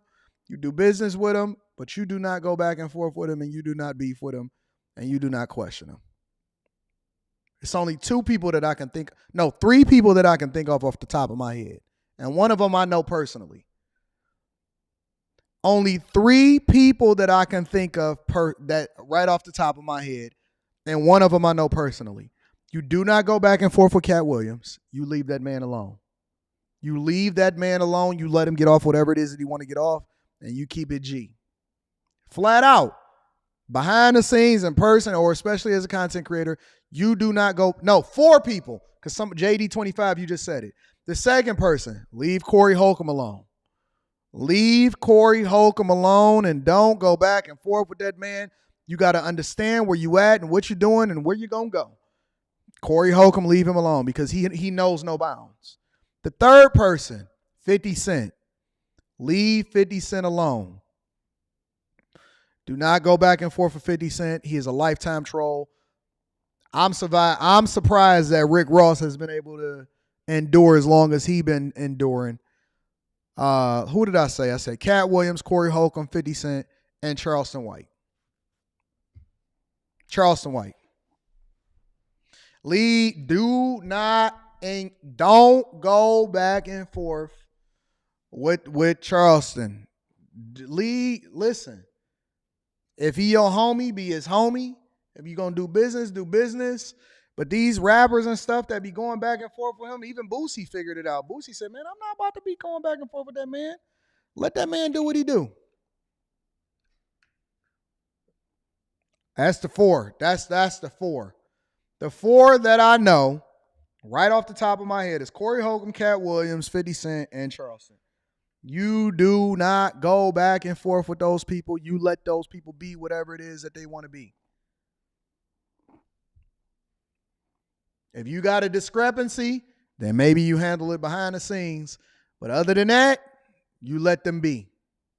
Cameron, I seen Cameron, what he did to, but Cameron don't really spaz out most of the time. He be chilling. Cameron only did it one time. You know what I'm saying? But other than that, man, you better leave them people alone. Leave them people alone, bro. Wasn't until I got Katt Williams. Yeah. It wasn't until this thing took off like wildfire. Yeah. It is all across the internet. And it is more so about not only the traction, but it's what he said and the controversy that is stirred up. So now everybody has questions, their truths, their facts. That shit was awesome. That shit was awesome. I enjoyed it. Obviously, me knowing I know Cedric, I know Steve, I knew Bernie Mac back, when Mac was alive. Goddamn, I got some stories about Katt. I'm gonna tell you that a lot of people in the chat watching a lot of stuff that you probably didn't even know yourself. But we'll get to that later on when we get into it. And look, I'm not saying we the best of friends, but I talked to Steve Harvey. Right. I got Steve Harvey's number in my phone. Right. I got Cedric's number in my phone. I got Kevin Hart's number in my phone. Yeah. Earthquake and we talk the most. I can sit, look, and I'm friendly, cordial. I've been to Kevin Hart's house, been through his house, met his wife, just saw him the other night at another function. Showed me his cars, had conversation with him. Yeah. We're friendly. Yeah. Earthquake and I met Earthquake about 6-7 years ago. We've been cool ever since. He called, sometimes Earthquake will just text me, brother, I just called to say I love you. Keep doing your thing. Shine king, shine big, shine black man. Stuff like that. Hey, I got this thing. I'm at this comedy. Hey, swing through if you get a chance to. Right. So he and I have a different type of relationship than the other guys. Right. But do I talk to Steve Harvey? Absolutely. Yeah. Have he invited me to his farm in Atlanta? Yes. He invited me to I think it's Dubai. He has a golf tournament Thanksgiving. Hey, I want you to come. So I have a great relationship. So it's hard on me. Yeah. I listen. I understand. I totally understand where you. I think that Shannon did an excellent job. I think that we need to give Shannon a round of applause. And nobody can say anything about Shannon Sharpe in my eyes because he is absolutely goated. He has surpassed everybody in the sports commentator world, including Stephen A. Smith, in my opinion. There is no bigger draw in sports than Shannon Sharpe. I'm gonna do a Mount Rushmore. I'm going to do it on After Hours. In my next After Hours, I'm going to do a Mount Rushmore. Because I think it's a Mount Rushmore of people you don't go against. I think it's a Mount Rushmore of sports commentators. I think it's a Mount Rushmore in rappers, entertainers. I think it's a Mount Rushmore in content creators. I do. I think that there's a Mount Rushmore in content creators. I might do that on my Sunday night After Hours. I'm not going to live stream After Hours on Friday and Saturday night. Those is going to be my day off. But Sunday night, I might do an After Hours, and I might do a Mount Rushmore. Maybe I'll do a little bit of a debate. We don't have no real format over there. I'm still figuring out what I want that to be. But shout out to Shannon Sharpe. I think that he deserves all of the credit, all of the praise for what he has produced and what he's putting out here. AWOL says, that's why mom is so feminine, submissive, Anton. Oh, my mom is absolutely submissive to me. My mom is absolutely submissive to me, 100%. She do what I say, and she do what I tell her to do, and she trusts my judgment. All of the women that's in my life, every single woman that's in my life is submissive to me. They do what I tell them to do. Jason Krishan says there's a few chefs. I agree. Latrell M says Uncle Shay got 15 million views on that interview. Man, that interview gonna go 500 million views over the next few years. Montias Jackson says, I don't think the only person who could beat this interview is, I think the only person that could beat this interview is Ye. I don't think that there's a person that could beat the interview. No way. No way. I just don't. Right now, I can't see it. I just can't see it. Shout out to you. I don't know if Shay can handle a Ye interview. I would love to get a Ye interview. Peace King Workout says the CTA to all my bag chasers, and if you have an LLC and if you don't submit this document, you will be charged $500 a day. In short, Anton, we appreciate you. Love your work, King. Shout out to Peace King Workout. I appreciate you, big dog. J Ben says 2K viewers, get these likes up. Shout out to that. Jerome Autry says 48 laws of power on those people for sure. Y'all don't know the 48 laws of power. Y'all need to read it. Timeout is in the building, says Anton. I'm not sure which one of these comedians is correct, but it seemed like black people as a whole are more critical of a black people than white people are of black people. Corey just said Katt stole jokes from JB Smooth. Corey is about to go back and forth with Katt Williams. Oh, Jesus. Oh, God. Listen, I don't want to see any more fights. I like to see controversy. I like to see good debates, but I don't like to see bloodshed in these streets. I need to bring one more thing to the front of the congregation before we get up out of here. California. They're calling this new prison in the liberal state of California Prisneyland. They're calling it Prisneyland. So I wanted to go over this before I watched it, and I wanted to review it with you guys, and I want to see what you guys think, and then we're going to get out of here for the Friday.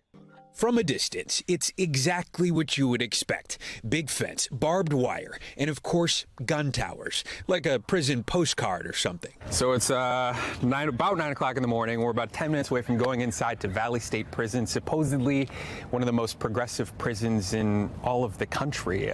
The nickname is Prisneyland, although from the outside, it looks pretty standard, but we'll see what the inside looks like. Let's go. Thank you. Right inside, not much difference. This is the deadly high voltage electric fence, apparently. Obviously, don't want to touch this. But the more you get to know Prisneyland, which officials say some locals refer to it as, you realize the first barriers coming down aren't actually physical. And as we were talking, we don't really call them inmates here. Incarcerated individuals. Incarcerated individuals. And that's where the differences between this prison and others around California just begin. Violence plagues our country's system of incarceration. When people get out, they have extreme difficulties finding a job. And while the data varies state by state, about half end up back in custody within a few years. All of that is why officials say the Golden State is trying to move in a new direction, starting a pilot program at 2 facilities with the goal to replicate the results in Scandinavia, where Norway says reforms over the last 2.5 decades have brought down the rate of reoffending within 2 years to only 20%, much lower than here in the U.S. They've also decreased the prison population significantly and have helped people reincorporate into society after they serve their time. You have a key to your own cell. Yeah, everybody has their own key.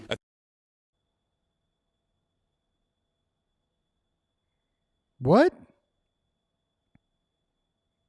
You got a key like that's an apartment? Okay, all right. Listen, I'm on the fence right now. Let me tell you why I'm on the fence. It's because I don't think that bad behavior should be rewarded.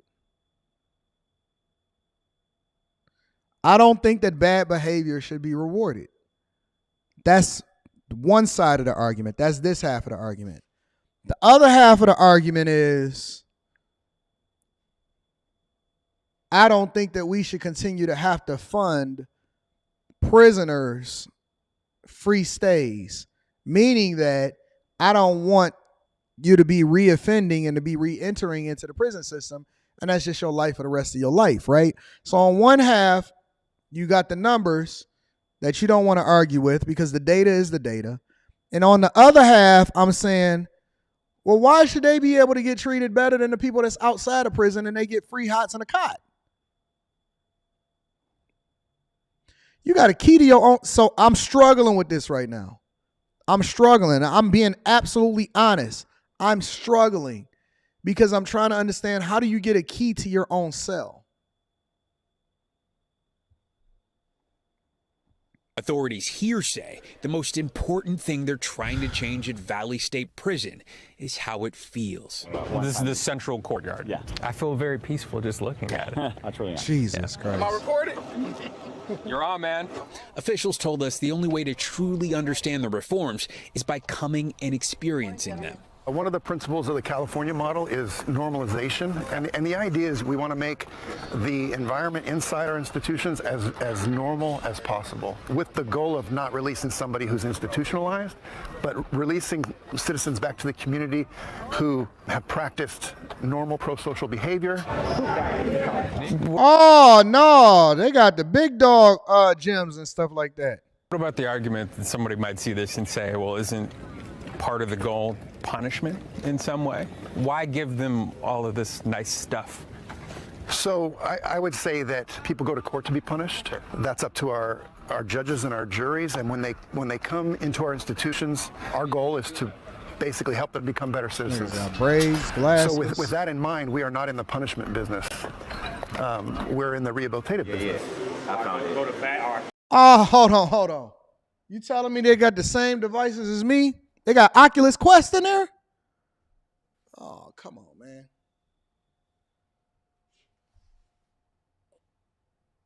These dudes got Oculus Quests up in there, bro. All right. I'm trying to be open-minded to this liberal way of thinking that California, this liberal approach that they're taking to rehabilitation. I had to pay for mine. They got their free Oculus Quest. Yo, they playing PlayStation. All right, hold on. Because this just seemed like you ain't got to do no work, but you're just having a good time every day. A big part of that rehabilitation, a wide array of programs where the population learns a variety of coping and calming skills. And she is a good horse. Did you know you were going to be grooming horses in prison?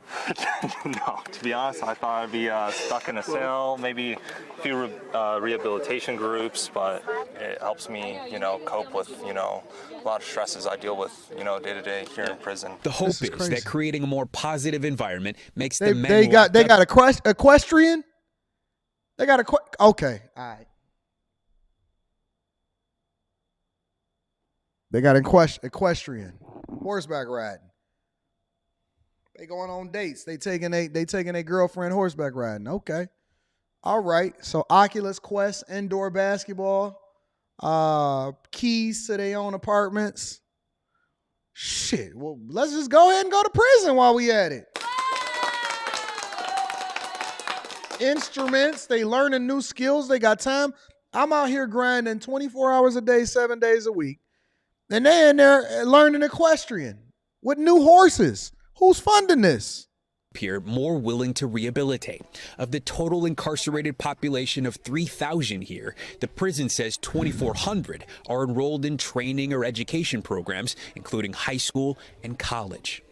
This day is the first day of the rest of our lives. We can start our day at any time. When you came in and you saw what this was, what was your impression? I thought I was going to come to prison and get worse, but coming to prison actually saved my life. Wow. Say it again. Coming to prison saved my life. Since they started running these programs in 2017, Valley State Prison says it's reduced violence compared to other peer facilities. According to reports from the California Department of Corrections and Rehabilitation, prisons across the state have seen between 15 and 32 homicides total each year between 2017 and 2021. At Valley State, 0. And only 1 recorded assault or battery against staff versus the hundreds at other facilities. Get in the middle, you guys are going to circle me. One of the most successful programs is dog training. Inmates working with puppies to become service dogs, eventually sent to help people across the country. For a long time, we were releasing citizens back into the community that had not improved their thought process. They had not rehabilitated from their behavior, and they go out and reoffend. And so when you start to introduce rehabilitative programs, when you start to introduce hope into this community, you really are transforming their thought process. We followed a few of the dog trainers back to their cells. The doors lock from the outside, but they look a little more like something else. Feels like a dorm. Yeah, definitely. Yeah. Did you expect that when you came in? No. So right now we are walking your dog past the pool table, back to your spot. All right, okay. Let me tell you why this is a problem for me. Honestly, let me tell you why this is a problem for me. I understand taking a new innovative approach, and I'm checking out the chat, and I feel y'all. I feel y'all. I get it. But at what point do we not have a limit? I understand that they keeping you a lot more busy or whatever, but a pool table? A pool table. A pool table. Come on, man. Listen, we got to have balance, y'all. Okay, new innovative approach. Ain't nobody beating each other up. That's because y'all able to shoot pool.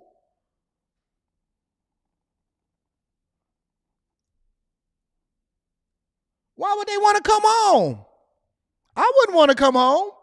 Listen, if I got to come home to be able to come out here and fight inflation and carjacks in Chicago and all that, you got to go back home to Chicago versus going back to prison and play. You can do, listen, Mondays, we can do karaoke, play instruments. Tuesdays, we're going to ride equestrian. Wednesdays, we're going to go and play with the dogs and do some dog training. Thursdays is playing pool night. Fridays, video game night. And you know what? For those of y'all that don't want to play PS5, we got the Quest VR Pro over there.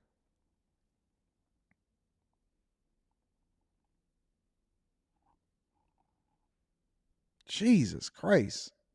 In prison. It's pretty wild. So is this like the dog wing? It almost feels like to a lot of people that might watch this. Niggas got computers. They're too easy on it. Yes. Lockers. I would say no, because a lot of us worked our ways down. Sure. So I came from a higher level, and it took me 7 years to come down to this. People that are going to see this and say, shouldn't prison be a good part? hair? In some way. It should be working on reformation cars, too, but it should also be driving. It should suck, right? Yeah, so this doesn't suck. It does suck. It does suck. Okay, tell me why. It does suck, right? I don't get to hug my family. Right. Would you rather want somebody coming out and getting reformed, or somebody coming in and getting out the same way they came in, or worse? Steve Patterson, after taking us to Prisneyland, is joining us now. We are so grateful to you for bringing us that inside look with that rare access, Steve. So here's a question, right? And some of those numbers, pretty noteworthy that you talked about as it relates to this particular facility. What about if one of the goals is to prevent reoffenders from coming back into the prison system? Is that actually working? Is it helping some of these incarcerated individuals, as they call them, lead more productive lives after they get out? You know, I think it's important to say all of this is still too early in the program's life. Okay. We're still in the proof of concept territory, right? This is a pilot program at 2 of the state's more than 30 prisons. What does it look like when you scale that up? We just don't know yet. What I can say, though, is that the early data is really promising. The stories that we've heard both in the inside and the outside speak volumes. And it's so important because we were able to get that access. So there's so much more reporting that we've done on this, from the women's prison across the street to some of the vocations training that they're doing, to a guy who was released from behind bars after more than 10 years. All of that, including some more of the data, I can't wait to share with you. All right. I mean, I'm open. I'm absolutely open, but I didn't know they had pool tables and they had indoor YMCAs. They was up there doing the Harlem Globetrotters. They had the ball spinning in the air. They call it Prisneyland. Well, this is where your tax dollars is going.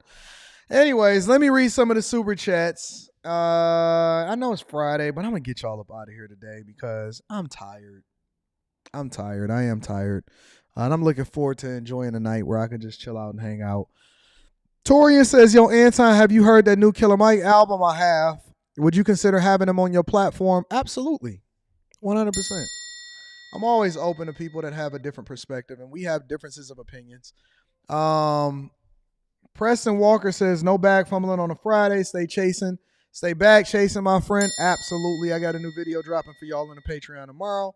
Victor Williams says, this is supposed to be punishment, not Apple Park prison style campus. I agree with you, bro. Quick Octane says they doing karaoke too. Yes, they are. They calling it Prisneyland. 187 says, this looks like the fruity version of Oz. Sub-Zero says, as a former government contractor that has worked in prisons, there are more like the one in California is for low violence and low-level criminals. Lived in Cali 28 years. We had to change prison. That's what I'm saying. I'm open. I need to keep following this story to see how it turns out. Enforcer 2K9 says there's a method to the madness of Prisneyland. You're giving them something more productive to do to change their mindset for when they get out. Shout out to Enforcer. Selfmade Forever says, AD, Brittany be in the chat. All for this prison movement. That's the problem. Black women support criminals and hardworking black men don't exist for black women.